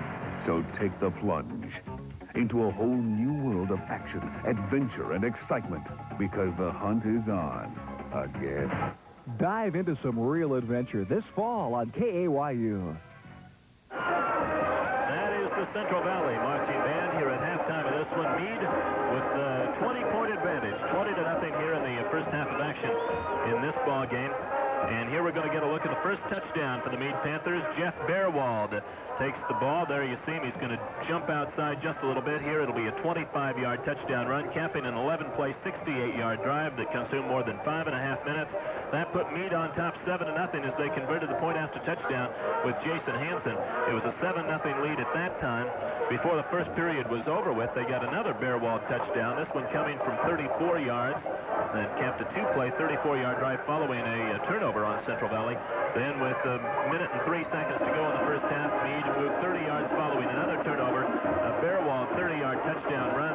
They have the 20-0 halftime advantage in this ball game, as Bearwald rolled up 154 yards of rushing offense in the first half of play, 3 touchdowns.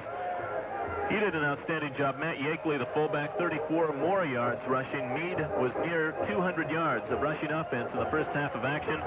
And there's the Mead, second Mead touchdown coming up right here, Todd.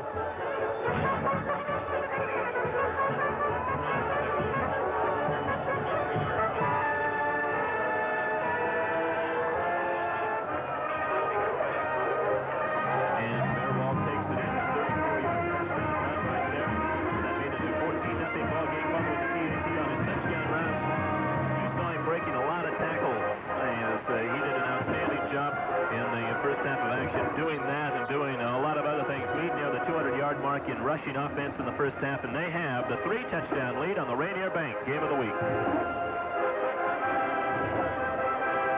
Finding a breakfast cereal with calcium can be a real mystery. You won't uncover calcium in cornflakes or in shredded wheat. If you really want to track down calcium, the place to look is Total. The one that gives you 100% of 9 vitamins and iron is also the one that's a major source of calcium. A dazed waitress. A missing muffin recipe. Solve this case and you could win a free trip to the mystery capitals of Europe. Clues on specially marked boxes of Total. Hurry. Pizza Hut brings you something you couldn't get in a double pizza deal before. Our famous pan pizza. Announcing Pizza Hut Pairs. 2 medium single-topping pan pizzas for one fantastic price, $10.99. Additional toppings at a regular price. That's right, a double pizza deal on our famous pan pizza. Pizza Hut Pairs. 2 medium pan pizzas for just $10.99. Available for dine-in or takeout from Pizza Hut. It's a great price on a great pan pizza. Come and enjoy Pepsi's Family Day at the Spokane Interstate Fair, Thursday, September 17th. Get family discount admission coupons and ride coupons at the Pepsi display in your favorite store. And kids, enter Pepsi's Great Race to Disneyland. It's a Pinewood racer's dream. You could win a trip for 4 to Disneyland for 6 days and 5 nights, courtesy of Regal Travel. Get all the details and entry forms at the Pepsi display at the store. It's all part of Pepsi Cola's Family Day at the fair, Thursday, September 17th. Come out and have some fun with Pepsi. Back at halftime at Albee Stadium with the Mead Panthers leading the Central Valley Bears by a score of 20-0. The opening week of football in the Greater Spokane League, as we mentioned, is a nice opening game here at Albee Stadium. It was Gonzaga Prep beating University by a score of 4-0. The 14-0 rather. The Bullpups, the defending Greater Spokane League and state champions. Tomorrow night, football action continues at Albee Stadium. Here's our prep preview for the remainder of the week. Tomorrow night at 6:15, the Rogers Pirates opening the season against the North Central Indians. And at 8:30, the Ferris Saxons, another contender for playoff honors in the postseason, taking on the Shadle Park Highlanders. Both games here at Albee Stadium. And also tomorrow night in a non-league contest, John Hook and his Lewis and Clark Tigers, the playoff team from the GSL along with Gonzaga Prep for the last 2 seasons, taking on the Cheney Blackhawks. And of course, a rematch of the opening game last year in which Cheney, the Frontier League team, knocked off the GSL Lewis and Clark Tigers. Those are the GSL activities for this week, Larry. First half stats there, you see the big advantage in rushing yards for the Mead Panthers. 193 yards total offense, all of them on the ground. A big advantage all throughout the stats for the Mead Panthers. They have the edge in time of possession, the edge in the ball game. 20-0 after the first half of play here on the Rainier Bank Game of the Week. We will have more in just a moment.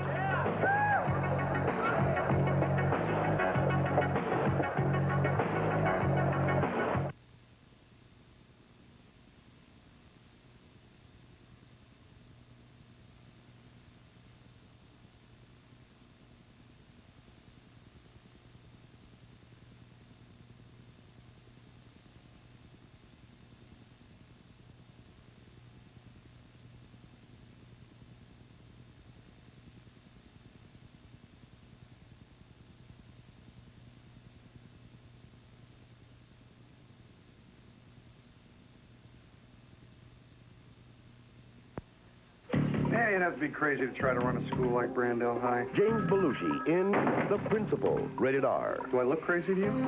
Sneak preview Friday.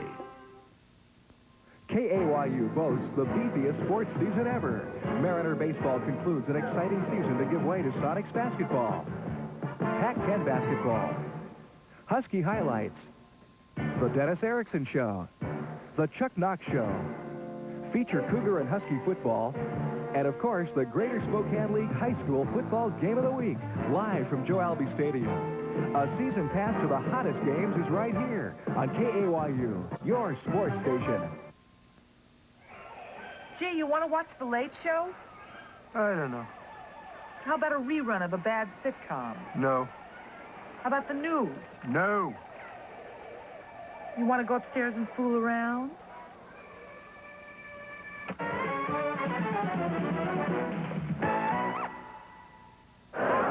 The Late Show, that's coming up at 11 o'clock this evening following the football game. We are at halftime here at Joe Albee Stadium on the lid lifter to the Greater Spokane League Game of the Week.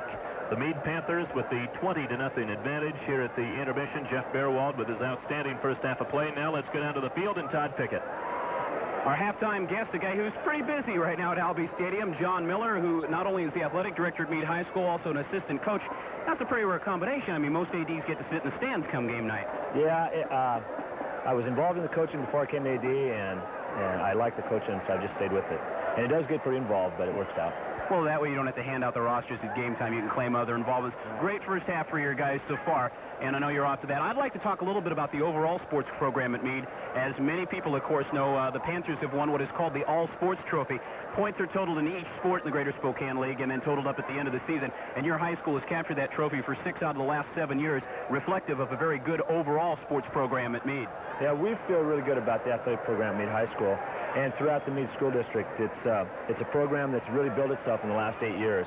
And the district has given a lot of support in terms of just allowing the coaches some freedom to do the things that it takes to make those kinds of programs. And, you know, obviously, as through an A program, you can't win without talent, and we've had some very talented athletes, and I think that's a big part of it. We also have a great coaching staff, and it goes along hand in hand with the athletes. John Miller, will let you head back upstairs now. Thanks for taking a minute to join us. Good luck in the second half. Thank you. John Miller, assistant football coach and also the athletic director at Mead High School. His Panthers are on top right now by a score of 20-0 at halftime. Back with more from our Rainier Bank Game of the Week after this.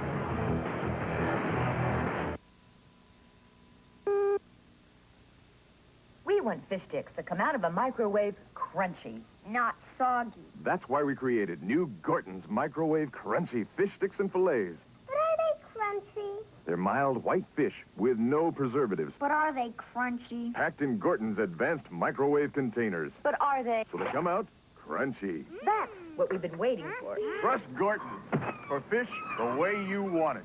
New Gorton's Microwave Crunchy and regular crunchy. The same great fish cooked however you want. Come on in and check out the dollar sale at Shopko. Just $1 gets you good buys from every department, like White Rain hair care products. Pick a shade of CoverGirl nail slicks. Get Glade air freshener. Your choice, $1. Colorful Magic Spray enamel, a 2-pack of Scotch transparent tape, and assorted Rubbermaid heatables. All just $1. When you spend $1, you save a lot at Shopko's dollar sale. Say hello to a good buy at Shopko. Now at halftime, let's take a look at what's happening at Mead High School with a slideshow produced by the Mead students and staff. Mead Senior High School, one of the Northwest outstanding high schools, is located in the north suburbs of Spokane. However, Mead is a distinct and separate school district with a rich diversity of students from all walks of life. With an enrollment of over 1,800 students and 100 staff members, it is one of the largest high schools in Washington and is able to offer a broad curriculum reflecting the varied backgrounds of the students. Mead High School is a lot to be proud of. It is well known for its fine academic programming, and each year 80% of its graduates choose college. The extracurricular activities offered are very important, and 70% of the student body actively participates in the various programs. The rapport between staff and students is crucial to the atmosphere of a school. The Mead community and parents are fantastic with their continued support of education. Perhaps one of Mead's greatest strengths is its recognition of needs beyond the school building. We realize we have a responsibility to our community and the world around us.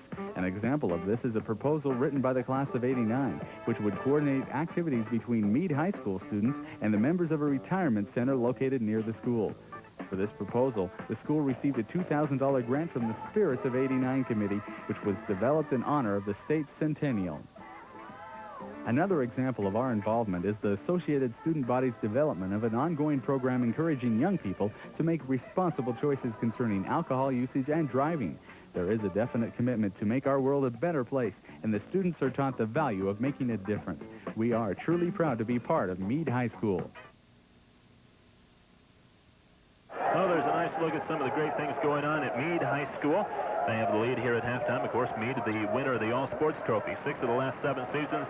Also a fine academic school as well. Mead High School. Here as we're getting ready for the second half of play. And now let's take a look at the Central Valley High School and a slideshow prepared by the CV students and staff. Central Valley High School is located on 50 acres in the heart of the Spokane Valley. Headed by Principal Chuck Hafner. The nearly 1,400 students and 75 staff members work to achieve the highest standards in academics as well as extracurricular activities. Educational programming is of a wide nature, from liberal to vocational arts, so to administer to the needs of the total student population. Liberal arts courses range from the sciences to business, to math, history, and English. Our advanced placement classes are offered to seniors in the areas of calculus, European history, and English. Students in these areas may collect college credit for their efforts. Vocational art classes develop skills in auto shop, woods, metals, horticulture, and home and family life. The Fine Arts program stresses responsibility and a balance between individual and group achievement. Students are active in the areas of drama, chorus, debate, and the award-winning Central Valley Marching Band, which this year has been invited to perform for the Northwest Music Teachers Festival. Central Valley offers an extracurricular program second to none.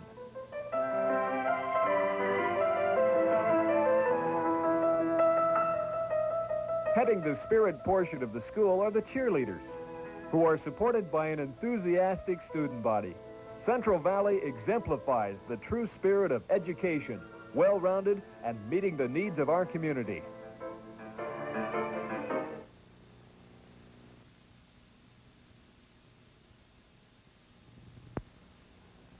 This is not the most comfortable chair in the world, but if you were sitting in it, you'd be doing something very important. Discussing financial strategies with a Rainier personal banker.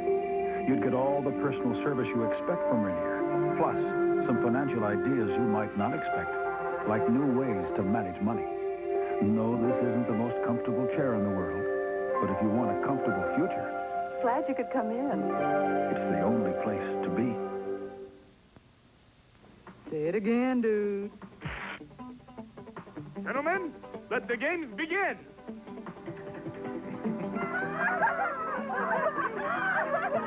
Wave of the day! Wow. Oh, man, this is ridiculous. The man speaks the truth. Playing games with me, don't do this.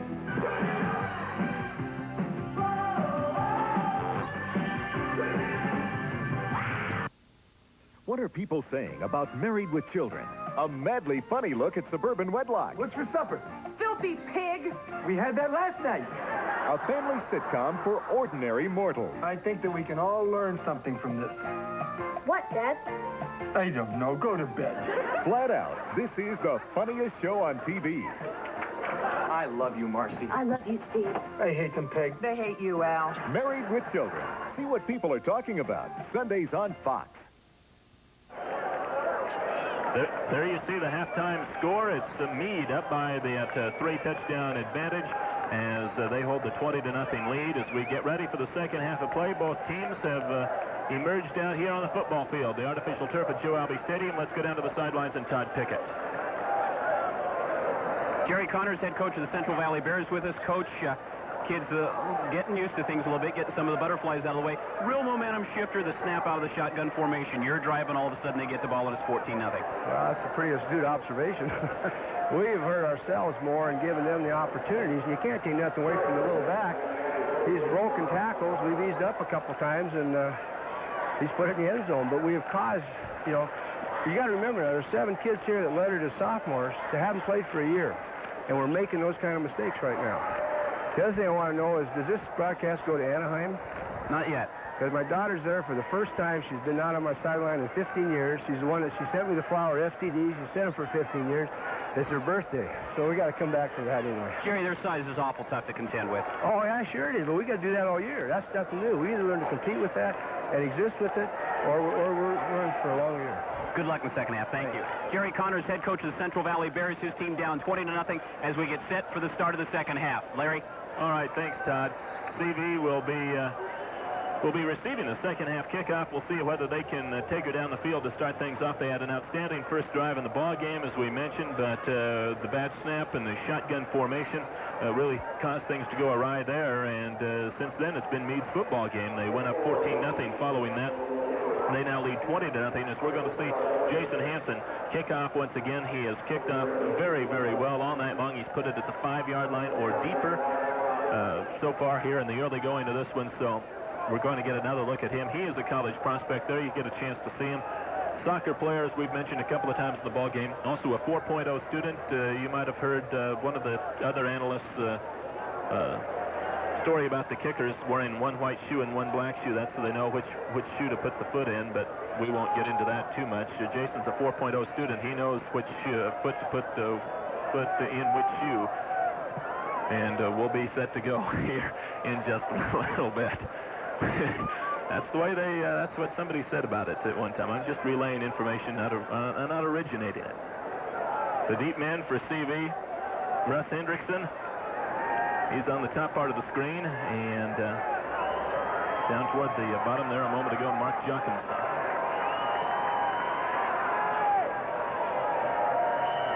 Getting ready to go. The second half of football is now underway from Joe Alvey Stadium. Another high and deep kickoff. This one's going to carry into the end zone, and it'll be a touchback in Central Valley's football at the 20-yard line. In the first half, their average possession came on the 19, so they aren't bettering that by too much right here as they start out at the 20-yard line with this possession.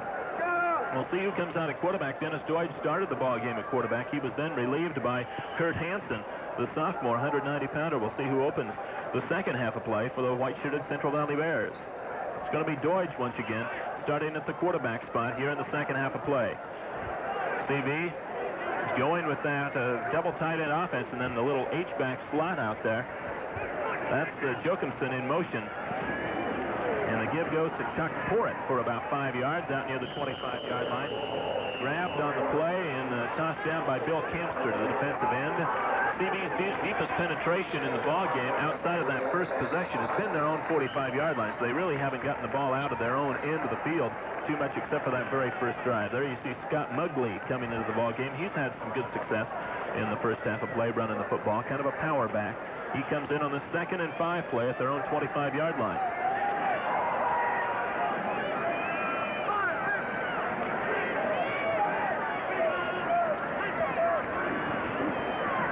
Doig on a little bootleg gets to about the 28 or 29-yard line.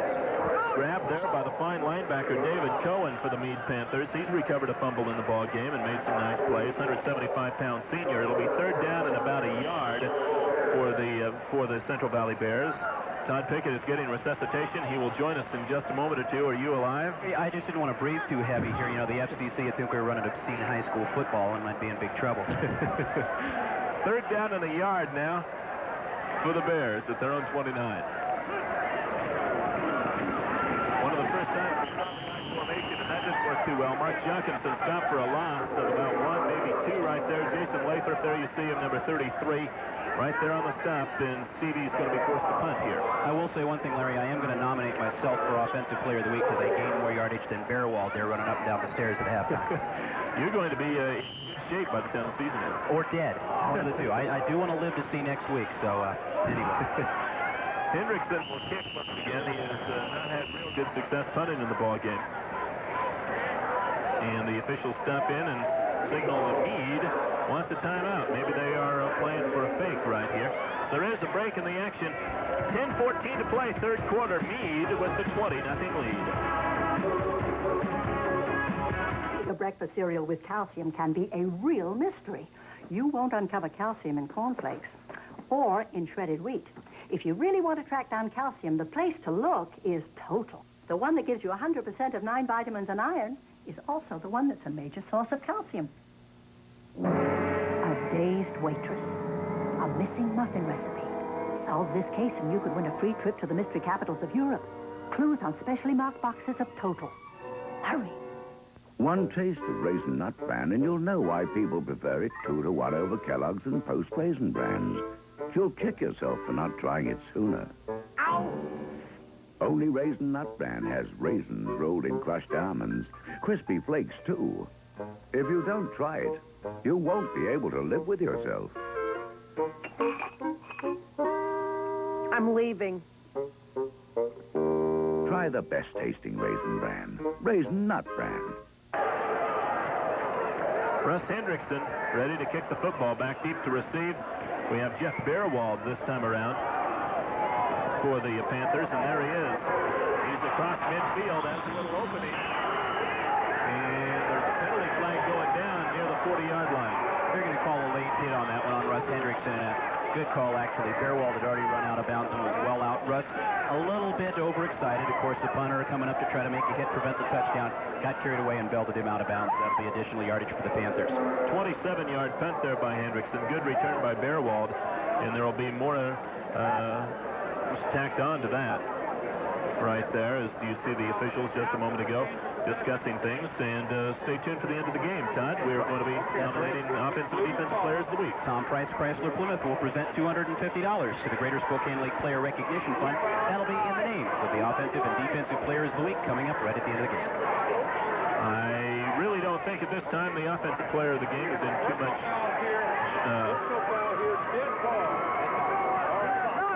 now you hear the officials conferring. They're calling a dead ball personal foul. Yeah, because see, their foul. What? Their foul was first. Now what they're talking about, there, Larry, penalties can occur in different portions of a play. A play is broken down into different sequences. In other words, on that last play, Central Valley had possession on the punt. That is one sequence. Mead's return is another sequence. And then the out of bounds, what is called the dead ball situation, is another sequence. So they have to line up the penalties in different possessions. And as you can see with the spot, what they did was establish the first down for Mead due to the penalty, then called the dead ball situation, the personal foul, and back them up. So it'll be a first down and extra yardage for the Panthers because of the penalty. It'll be at the 42-yard line. It'll be first down and 22 here for the Panthers. And they're going to send wide men out to both sides. One of the first times we've seen that. And again, to explain to our fans, the reason that's not offsetting penalties is because they occurred in different portions of the play. If it occurred in the same portions, they would have an offsetting penalty if it were equal yardage. But because it occurred in different parts of the play at different times, both penalties get marked off. The dead ball foul always gets assessed. Right. You establish your change, your first down, and then you mark it off. Well, now they've gone back and changed it again and made it a 1st and 10. They've moved the sticks, so we'll have to check on that one for you. Yeah, that's strange. Thought I had it explained perfect. Sorry about that, guys. Fairwald got a couple of yards, maybe 3, still driving. Good effort by Fairwald. Got 3. It'll be second down and about 7. He's up to about 157 yards now in the ball game. He's had a very effective game for Mead. That's an understatement. Of course, over half of that coming on the 3 touchdown runs, too. He's done a good job. Once you get him in that hole, he really, what they call runs to daylight. It's a cliche, but we've seen it here. Todd George, the quarterback, he split time in the first half of action with Rod Anderson, a sophomore. That's the big fullback, Yakeley. He's had a good half, too, with 34 yards in the first half of play. Got a couple there as John Blair made the stop. Number 78, pickup of about 3 more. It'll be third down and 4 for the Panthers with 9:10 to play here in the third period. The Mead rooting section right there.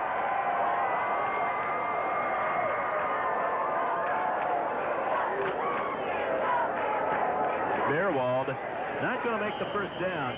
Good play there by the linebackers, Jason Schumacher with number 26, number 18, Scott Mugley, both coming up for the stop. This is going to keep Mead short by a couple of yards. Yeah, somebody's going to have to wake Jason Hansen up and get him into duty for the first time tonight outside of kicking some field goals and kickoffs. And really the first time they've been stalled, and interesting on a 3rd and long situation. Again, Mike McLaughlin not choosing to pass.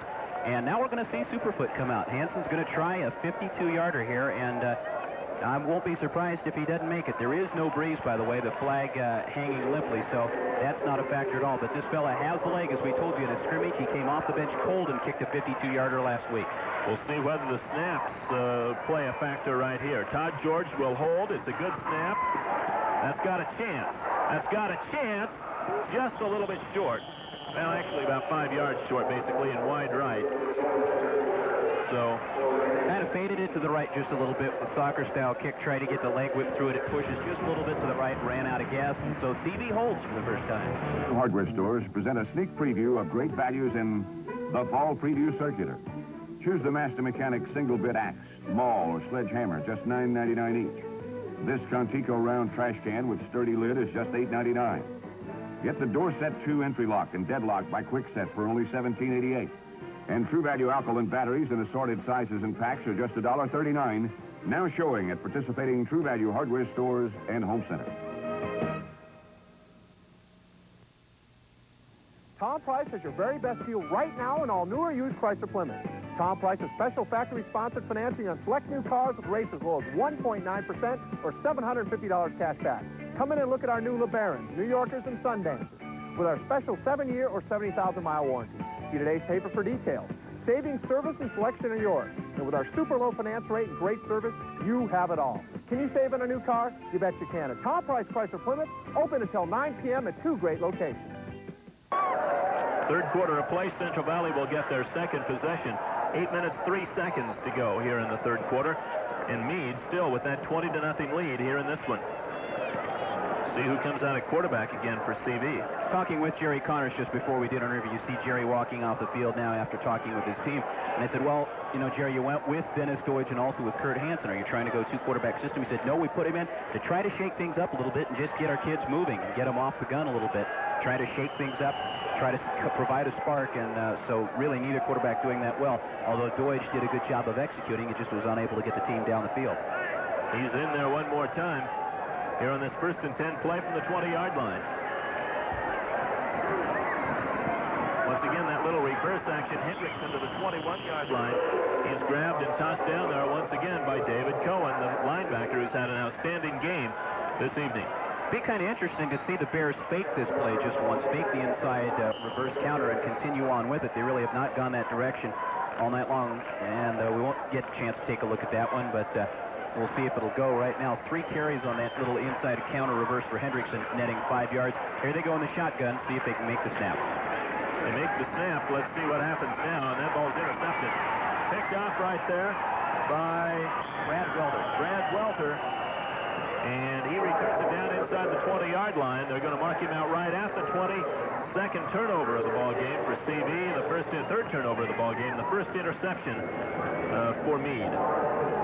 We'll see it again. CV is going to come up with a new rule. You know, the old line, when you drop back, there are 3 things. When you pass 2 can go bad. For CV, it's going to be there's 1 thing that'll happen when you go in the shotgun, and it'll go from bad to worse. 2 big turnovers on the 2 shotgun plays. Brad Welter, the only junior starting for the Panthers, comes up with an interception, and the Panthers are knocking on the door again. This is Bearwald trying to get around the corner. He does. 4th score of the ball game. Mead with the touchdown, Jeff Bearwald. Great job once again by Todd Skiesik and Jay Buck, the center, the co-captain, the senior second-year starter, doing a great job of blocking. They pulled out that time. It really is momentum in part, Larry, and once again for the Bears, they're down. They turn the ball over. They're a little disheartened. You let up the least little bit, and boom, here comes Bearwald. Look at that hole. That's another one of those my mom holes. In other words, my mom could run through it for the score. Good execution by Mead, and to their credit, when you get a guy down, you hammer on him in this situation. That's exactly what they've done. Look at those statistics. 14-178, 4 touchdowns, and the automatic extra point from Hansen. A lot of crooked numbers right there. 7:19 to play in the third period of action. Mead 27-0 on the Rainier Bank Game of the Week. And don't forget now about everyone's favorite Honolulu Hunk. No, not Todd Pickett. It's Magnum. Returning Monday to KAYU. Now more episodes of PI action from Rick, T.C. Higgins, and of course Thomas Magnum. It's right here on KAYU. It starts up Monday night at 7 o'clock right here. The scoring drive following the turnover. They have converted these turnovers into scores. Mead has. Didn't take them long. 1 play, 20 yards. A matter of 5 seconds. 5 seconds off the clock. We figured that one out all by ourselves, I think, that time. Yeah. Didn't have to take off the shoes and socks to count or anything. 27-0 Mead. Earlier tonight, Prep defeated U-High 14-0, so I guess it hasn't been a good night so far for the Valley teams. And don't forget again, tomorrow night, the doubleheader here at Albee Stadium. Rogers meets North Central in the opener. Ferris against Shadle Park in the nightcap. LC non-league game against the Cheney Blackhawks. That should be a good game. Cheney's got a pretty good ball club this year. It's always a good showdown. Cheney loves to take on the bigger kids. It's a big victory for them and good tune-up for the Frontier League season. Hansen, they've been kicking to Hendrickson all night. This one's going to go into the end zone as well. That's the second one here this half. He's parked into the end zone. And so it'll be 1st and 10 for CV once again, starting at their own 20. We mentioned a couple of times their average possession has been on the 19-yard line. It might be edging out closer to the 20 by now. They've had 2 or 3 straight possessions on the 20. And CV really, it doesn't help when you're battling field position as well as a good football team. And, of course, trying to shake things up and get them going. You drop back to pass and come up with the turnover there. It's awful tough. Now you've got to gamble even more, down 4 touchdowns. Deutsch, the quarterback, with Power Eye set in the backfield. Jokumsen. He has an opening. He gets out across the 30. He might go. He's in midfield. Zane Smith makes the stop at the Panther 43. But rattle off a 37-yard gain for Mark Jokumsen and a first down for CD.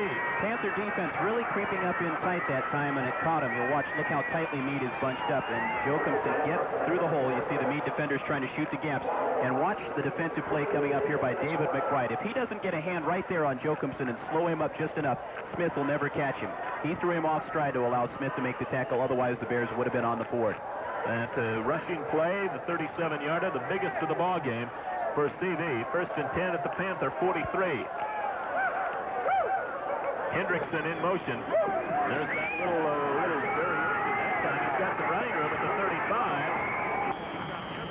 It's about the 33-yard line. Mead making the coming over a gang tackling Hendrickson right there after that 10-yard pickup. Watch on the left of your screen, John Blair pulling from his left tackle position. He comes out, lining up on the weak side, and seals the outside off. Great block, and we won't see him. He was just out of the picture. But it was Blair who literally put two Mead defenders back, pinned them out of the play, and allowed that yardage. Bill Campster and Chris Bowles on the stop. Second down, less than a yard for CV. 6:19 to play, third period. Jokumsen, first down to the 27-yard line. So CD getting something going here in the third period of action. And the play there, the stop there made by Darren Culbreth.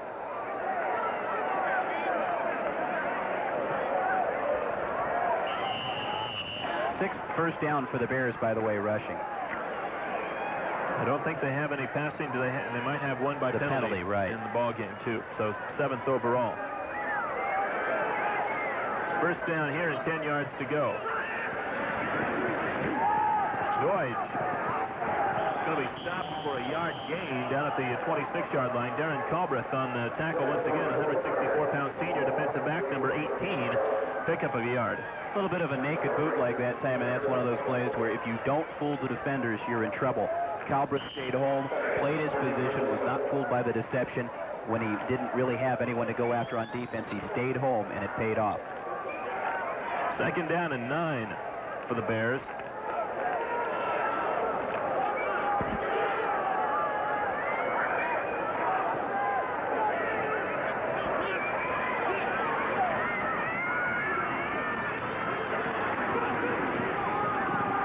Little draw there, Paul Williams. Nothing there as Jason Lathrop was right there on the stop, number 33 for the Mead Panthers. It'll be third down, about 9.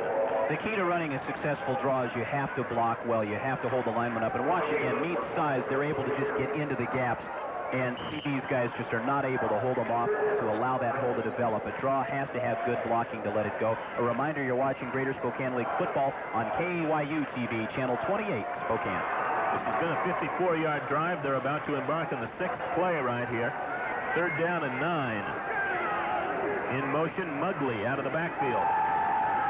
Deutsch with some pressure coming in. It's the screen, and it's just about caught there by accident, basically, as they were trying to set up the screen to Todd Smith, number 85, the wide receiver. He had some people out in front of him, but the pass a little bit high, bounced off some people, and Smith just about grabbed it anyhow. The Bears, for the first time, really going into what's called a trips formation. They had 3 men, including the motion man, out to the right side, trying to get the defense to go that way, and then counterback come in underneath with the screen. Again, a timing thing, and the receiver simply got too close to the men blocking for him. It's a little bit of timing, tough to do in a first game, and Deutsch wasn't able to get it to work. We'll see Hollis come in. We're going to see Hollis attempt a 42-yard field goal right here on 4th down at about 9. And that one's going to be a little bit short as well. So with 4:14 to go here in the third period of action, it's now 27-0. Mead still in front of this one. Is Hollis a little bit short right there on his field goal attempt. A couple of missed field goals here in the late moments of this third period of action. Keep your eyes to the stars this fall as KAYU brings the new crew of the Starship Enterprise aboard the airwaves. Star Trek: The Next Generation is coming to KAYU TV this October. Watch for it. Star Trek: The Next Generation right here on Channel 28. I'll be darned. First and 10 for Mead. Todd George still the quarterback. They have their double tight end formation in there once again. going to be the power back, Matt Yakeley. Gets only a couple right there, tripped up by number 76, the defensive tackle for the Central Valley Bears, Paul Kuntz, coming in, making a nice ankle tackle. We'll take a look at it again. George in. Again, the little counter faking, try to get the defense to go for that first fake and see if they'll bite. Good work by CB, as you mentioned. Larry Paul Kuntz, not fooled at all, was right there to make the stop. 2nd down and 8 for the Panthers. This is Bearwald, the most successful play that they've had in this ball game. That time he gets some bodies out there and they knock him back. They never do knock him down, as several of their players were right over there. Jared Smith, along with Jason Schumacher and many others. Short pickup for Bearwald, one of the first times they've stuffed that play in the game. Interesting to see now, 3rd and long, a little bit deep in their own area, whether they'll go to the throw with Todd George. Mike McLaughlin really playing it close to the vest right now. It's worked. He's got a good lead, and you know, again, they're a look at Mike McLaughlin, the Panther head coach. Doesn't look like a man who's up by 27 points. A little bit of a smile there, but we'll see what he does this time now. The Panthers really like to just keep it simple and not get too much off, but they will throw.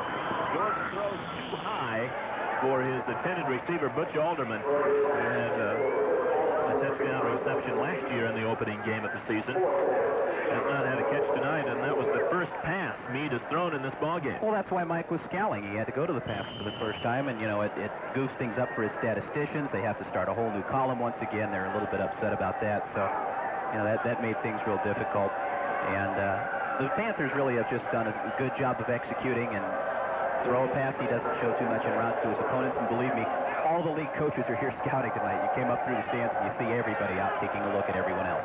Jason Hansen set a GSL record last year punting the ball. He can kick the air out of it, and that's not his best that he's ever done, but he's going to get a pretty good roll on it, and it's going to be caught by Hendrickson. He makes a nice run out of it, and he drops near the 45-yard line. A penalty flag, I believe, is down. Zane Smith made the tackle as he got to the 46. That was a 41-yard punt, not bad for a high schooler, and we see Smith shaken up a little bit. Looked like he twisted his ankle a bit as he comes off the field, but he is coming off okay. Well, in fact, now he is down on the far side. He was hidden back behind the referees. That's why I lost him. And he is able to jog off a little bit, so you can see Zane there after making the play, and he's getting some speed back. I guess that's not a flag. That's just as a piece of paper or something down across the field over there, so no penalty. Second time that's happened, we were down back at halftime, and just before there, they came out after the last touchdown by Bearwald, and I said, there's a flag down on it. They said, oh, no, it's a piece of paper, so they know it's there. They just kind of ignore it and keep going out there at midfield. Best starting position for the Bears on a drive so far tonight. They're at their own 47 on this first down play. Kurt Hansen back in at quarterback. Hansen is back in there, and he gave it that time to Porritt. Didn't get a heck of a lot. Only a couple of yards perhaps in there is the center of the Mead line. They're very strong. Mike McLaughlin said that the front seven, he's very happy with them on offense and defense, and their defense and their offense have done outstanding jobs along the front. They really do a good job and set things up. McNitt at the left end, we mentioned, of course. And Jay Buck, the middle linebacker, a two-way player there. His dad, John, of course, track and football coach at community colleges of Spokane. Jay, a two-way starter and back once again as a senior. That's Hansen running the option. He has a little bit of room there, and he's down near the first down, the 43, maybe the 44-yard line. We'll see exactly where they mark him down. Nice play right there by the young sophomore, Kurt Hansen, 190 pounds. That quarterback bootlegger on the left side has really been one of the more successful plays that the Bears have had tonight for both Deutsch and for Hansen. Taking it and getting a good pulling effort by the offensive line to lead the way, make that convoy for him. You can see Jerry Connors over on the far side using his shuttle system. Jamie Mitchell, the tight end there, along with Scott Mugley. And they're going to have to do a little bit of assessing here as the officials will mark the ball. There was a momentary hesitation there, and that's why Jerry was holding up calling the play. And it's going to be just barely short of the first down, it looks like. As the ball is near the 43-yard line, it's not short by much. And you see the substitutes Todd was talking about a moment or two ago. That's the first time I've done that one. Mark that down, one. Okay, anyway, it's third down and short now for the Bears. You see the full house tee in the backfield. And that's Russ Hendrickson carrying the ball. He made up the full house tee, and 3 yards on that pickup, and it's the first down for CV. And the Panthers made a couple of arm tackles to hesitate that. Once again, if Russ had been able to break through that initial line of containment, he was gone. Mead up very close to the line of scrimmage. 27-0. Panthers with the lead, 1.5 minutes to play in the third quarter. CV making perhaps their second best drive of the night, as they had a good one the first time they went out. But a fumble cost them the field position and put them in a big hole, and now they're even in a bigger hole. But Kirk Hansen seems to be driving them pretty well here on this first down play. Here comes the pressure. Lathrop among others. Kempster's after him, and Lathrop ends up grabbing it for a loss. Well, they might have given a yard or two pickup actually on that one. He's out near the sidelines near the 38 or 39-yard line. So Hansen turned that into a pretty good play, considering he had 3 Panthers chasing him deep in the backfield. Fear can be a tremendous motivator. And when you have Lathrop 220 pounds after you, I guess you could run a step faster. You hear footsteps, yeah, you tend to pick it up a little bit. Second down and about 8 for CV. Once again, the full house T in the backfield. No wide receivers here. They're basically tight to the line. That's Terry Hotman carrying the ball. 140-pound junior. Gets down across the 35 near the 34-yard line. Bill Campster down there along with several other Mead Panthers in on that tackle. John Keck, the left tackle, also there. What we're seeing there is double tight end situation for the Bears, another one of their sets. And they'll try and break open the backfield a little bit, splitting the full house that time, and had Hotman lined up in a slot back on a counter once again. Again, trying to mix things up a little bit on this good possession drive for them as we get near the end of the quarter. Hansen, Buck after it, and Buck sacks him back at about the 43-yard line. Jay Buck, he got a little bit of help as well right there from Jim Cotter, the right tackle, the 220-pound senior. And here we'll see it. They just soared through untouched. You'll see Jay come roaring in. As, again, because of the size of the Panther line, he's in. You also see really half the defense coming in. Brad Wilder on a free safety blitz that time, shooting through the backfield as well. As we've reached the end of the quarter, and again, the Panther defense impressive. 27-0 Mead after 3. This is not the most comfortable chair in the world, but if you were sitting in it, you'd be doing something very important. Discussing financial strategies with a Rainier personal banker. You'd get all the personal service you expect from Rainier, plus some financial ideas you might not expect, like new ways to manage money.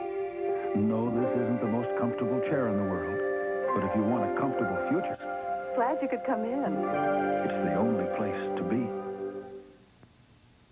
Come and enjoy Pepsi's Family Day at the Spokane Interstate Fair, Thursday, September 17th.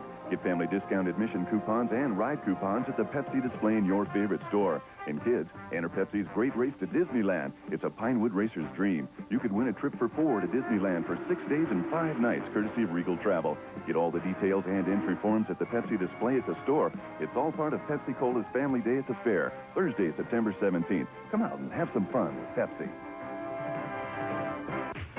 Come on, Charles, smile. Do something. Turn to where the fun is. Give me this. Sarah, did you take my hair dress? Charles! And the fun begins when Charles takes charge. Dad. Oh.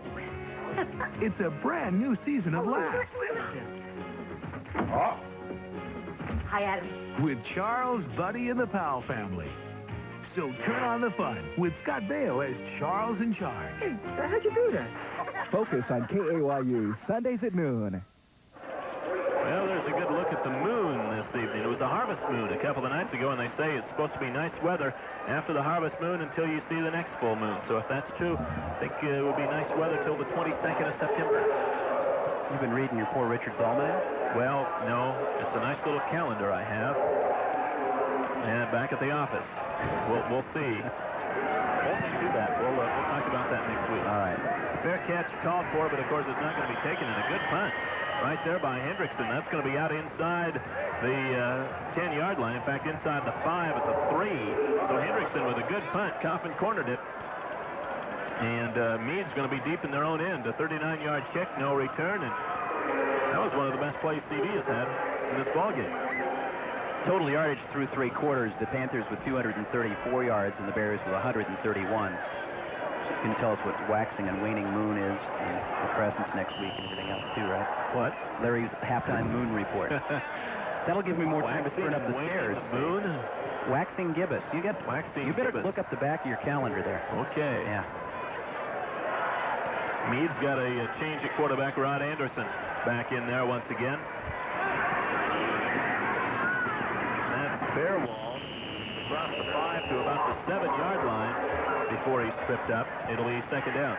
You know, I'd almost hate to say it, but while this is great for the CB defense, it is a precarious position as well, because with a guy like Fairwald, if he can get through once again, there's just acres of green begging for him to cover it at sprinter speed once again. Jeff Fairwald, a member of the Mead track team, went to state in the 100 and 200. I'm just looking to see if we have the single game records for rushing in one ball game. Here he is again, trying to get around the corner. Down right there. Good tackle made right there on that one by Wirtz for Central Valley. Gets a good look at it right here. Fairwald just as a sprint for the corner, and Wirtz with the tackle at about the 16-yard line, but another Mead first down. They've got a bunch on the ground, and Fairwald is nearing 200 yards in rushing in this ball game.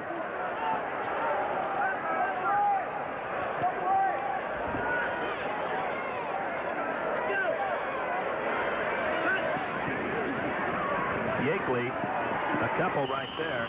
Not much more than that. Scott Mugley dove on top of the pile to help knock him over. And the nose tackle also right there for Central Valley, Jody Hansen. It'll be second down.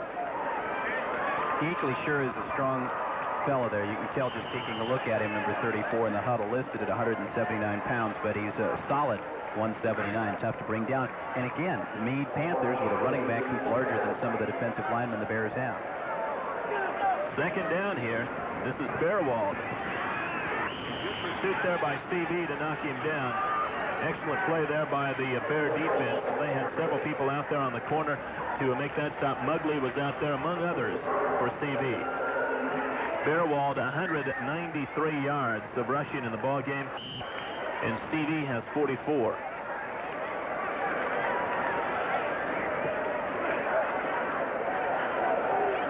Inside the 10-minute mark now in the fourth period. Third down and 9 for the Panthers.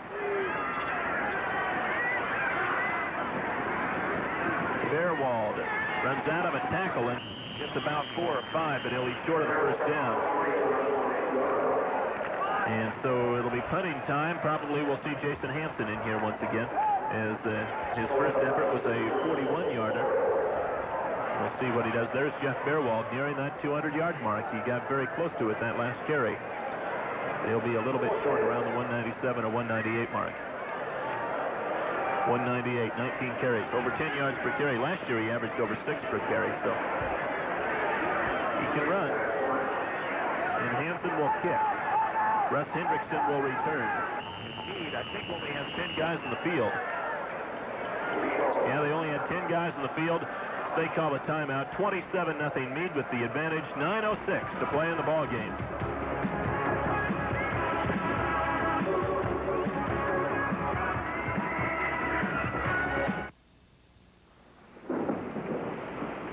Something terrible is happening to the Anderson house. Rain is seeping into the wood, and that can cause mildew, or worse. All stains start out protecting, but Cuprinol stain and wood preservative keeps water beading up and rolling off, twice as long as the other leading stain. Stain with Cuprinol, when it's wood against weather. From the glitter of Hong Kong, the quiet beauty of Kyoto, from the lovely island of Maui come the inspirations for my new Suzy Wan dinners. Just add your shrimp, beef, or chicken to my long-grain rice, unique spices, and special sauces. You create extraordinary sweet and sour chicken, oriental shrimp, or teriyaki beef in just 10 minutes. Let Suzy Wan bring excitement to your table. New Suzy Wan dinner recipes make the ordinary extraordinary in just 10 minutes. The Mead Panthers up 27-0 in this one. Jason Hansen will kick. Russ Hendrickson stands at his own 40-yard line to receive this punt. This one's a high kick, fair catch by Hendrickson, taken at the 44-yard line.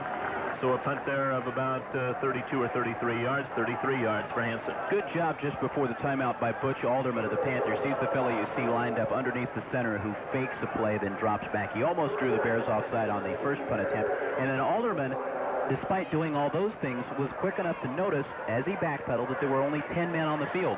Called the timeout for the Panthers. By the way, we were wondering about a single game performance. Checking with Merle Derrick, who's the official statistician for the Greater Spokane Lake. The top single game performance is over 300 yards. Archie Grant for Ferris in 1971. So Fairwald still has a little ways to go. Thanks to Merle for that. 8:59 to go in this one. He may not get another chance. Here's Jokumsen to the 50-yard line before he's written down there. As Carlson and Calbreth make the stop for the Mead Panthers. Second down. And we will be thinking about players of the game. Tom Price with the player of the game. Jokumsen, good lead block, and again there a nice job opening the original hole for him by John Blair, the co-captain, who's really done a standout job for the Bears on the offensive line. 76 yards now for Jokumsen. 12 carries. He's had a good ball game as well. He had almost 300 yards rushing last year in the GSL, so he's done an outstanding job for the Bears. Late pitch, Jokumsen trying to outrun the end right there, and a nice little shoestring tackle by Chris Bowles to stop Jokumsen. Down short of the first down. A gain of a couple, while he was also being pursued there by David Cohen, the linebacker. That's the best bounce the Bears have gotten tonight. The pitch going awry, but it bounced nicely for Jokumsen, who picked it up. Again, needs swarming defense in to disrupt the timing of that play before the Bears could set it up. It'll be third down and about 3 here for the Panthers, but we will be picking the offensive and defensive players of the game, and that's coming up here in just a little while. Todd and I will talk things over. We will see who will be the offensive and defensive players of the game. Who has the tie-breaking vote? I don't know. Okay. Maybe there won't be a tie. Once again in the shotgun, Kirk Hansen this time gets the snap. Cohen kind of after him. And that's overthrown or underthrown, depending on how you want to look at it, as there were several Bears in the area, and he plopped it between all of them. That was up for grabs, definitely, and he kind of split the seams. Unfortunately, had one man deep, one man under, and threw it between both of them, as you said. So it'll be fourth down and a couple here for CV, and it looks like Hendrickson will be in to punt. He kind of does everything. He runs the ball, he's a receiver, returns punts and kickoffs, punts the ball, plays defense, kind of a jack of all trades. Well, as I mentioned, Jerry Connor's a coach who believes in having his more talented players get involved as much as they can. Fatigue can be a factor, of course, in that situation, but your talented guys in the skilled positions getting their hands on the ball as much as possible. And Hendrickson will get it away downfield to Jeff Bearwald from the 16. Bearwald with a wall set up on the left side. There he goes. 35 near the midfield mark as he goes into the Mead bench. But a fine return. It was set up well. Bears were really lucky, actually, on that because it was a line drive kick and Bearwald almost a break. Come on in and check out the dollar sale at Shopko. Just $1 gets you good buys from every department, like White Rain hair care products.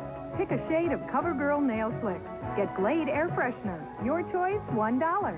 Colorful Magic Spray enamel. A 2-pack of Scotch transparent tapes and assorted Rubbermaid heatables. All just $1. When you spend $1, you save a lot at Shopko's dollar sale. Say hello to a good buy at Shopko. Mother Nature is in for some competition in the color department this fall because True Value hardware stores are featuring beautiful colors for your home during True Test Fall Paint Savings. For rich, lasting beauty, choose Easy Care, our best interior paint. Durable Easy Care flat finish is priced from just $9.98 a gallon, and scrubbable flat enamel and semi-gloss formulas are only $12.98 a gallon. All three are spatter-resistant for neater painting, and you'll find them at participating True Value hardware stores and home centers. There's a look at the CV band. Check that. That's the Mead band having a good time.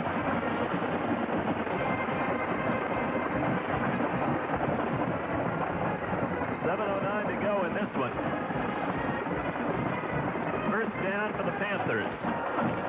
Bearwald is in the game. He's at the slot, and he takes the handoff, and there's his 200-yard rushing as he bowls over a couple of Bears and Gets down to the 45-yard line, maybe the 44. And the Panthers knew it, too. They're all celebrating on the sidelines. John Miller, our halftime guest, and Mike McLaughlin, also the quarterback, Rod Anderson. They knew. McLaughlin giving a handshake. There you see the rest of the teammates congratulating Jeff Beerwald. Got him over the 200-yard mark. No sense leaving him now midway in the fourth quarter with a 27-0 lead.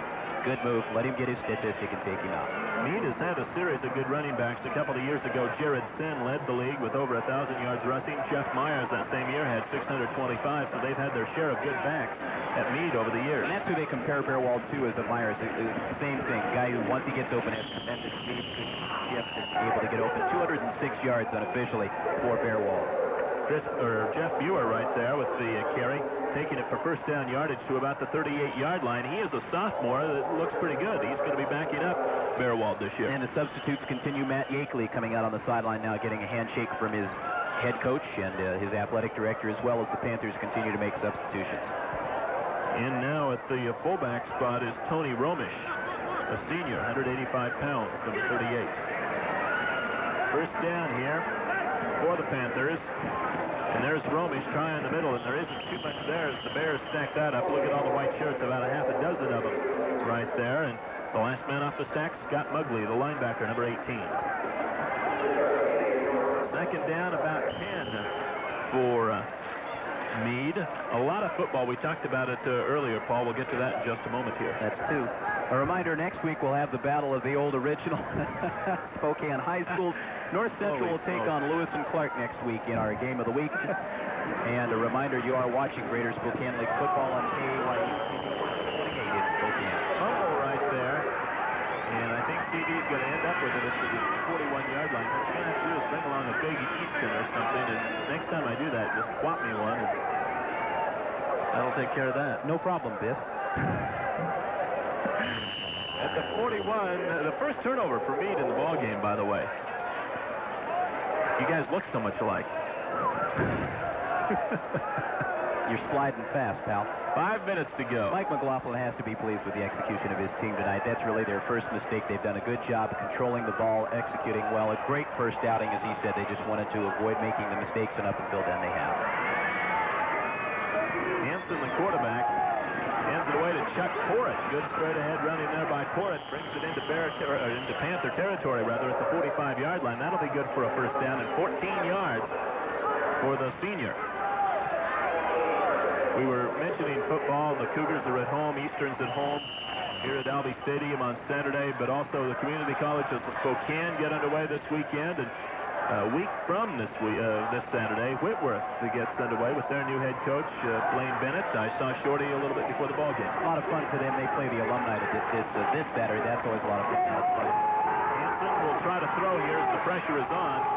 And this one's going into the bench. The closest man to it is the Mead Panther, number 17, Rob McGregor, a senior defensive back. Russ Hendrickson a little bit angry as he goes back to the huddle. He was open on the right side, and in fact, Hanson wanted to get the ball to him, but great penetration again by Jason Lathrop, the strong side linebacker, who came in to the bottom of your screen, prevented even looking in that direction. They had to turn to throw it out of bounds. Hendrickson was open, just ran a little square out route to the sideline, but there was no way his quarterback could have gotten the ball to him because of the great rush from Lathrop. Let's see maybe if they come back to that play now. CV, 142 yards of offense, all but 7 on the ground. Setting up a little screen. This is Tyler Moore at the 40. Moore near the 35. Short of the first down, however. I believe he'll be near a yard short of that. Well-conceived play. They really set it up much better this time. It's the second time they tried to run the screen. Last time the receiver was too close to the line. You'll see this time the gap between receiver and the front wall. It sets it up, lets the quarterback make the pass very nicely. And watch Tyler Moore here. This is a fellow who hasn't given up. Both he and Perrette really put the head down, continue to rush. They know the game's pretty well over in terms of won and lost, but they aren't going to give up till the end. Got to hand it to those kids. They're hanging right in there. 3:45 to go in this one.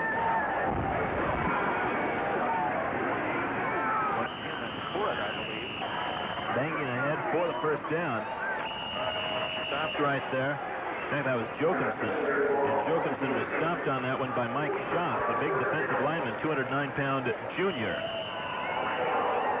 Doing a fine job right there. But CV does get the first down. We are getting ready to give you our players of the game. Jokinson, 14 carries for 80 yards in the ball game. And We know the offensive player of the week. We will confer on the defensive player of the week and have that for you here in just a second or two. Split backs on this first down 10 play. This is Hansen, and that man got in. David Cohen right there. He's one of the people that we are suggesting. Maybe Jason Lathrop. He has had a fine game. McNitt, Bill Campster, and those are just the Mead guys, we might add. There have been some players on CV as well that have had outstanding defensive games that we are considering as well. I think the offensive player, it's no suspense to anyone right now. Second down and 10 here for CV with 2:37 to go in this one. Back to throw at Hansen. Here comes the pressure as Cotta was after it. Pass is completed to the 30-yard line, so we're picking up about 5 yards right there. That won't be near a first down.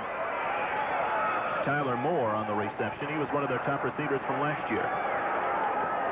Actually inside the 25, near the 23, pick up a 7. Good job by Hansen again, scrambling under pressure. Watch him avoid the tacklers and really doing a nice job here, trying to get the sprint out to get a pocket that sort of collapses. He avoids the pressure and is able to make the pass. That's his third completion in 4 attempts.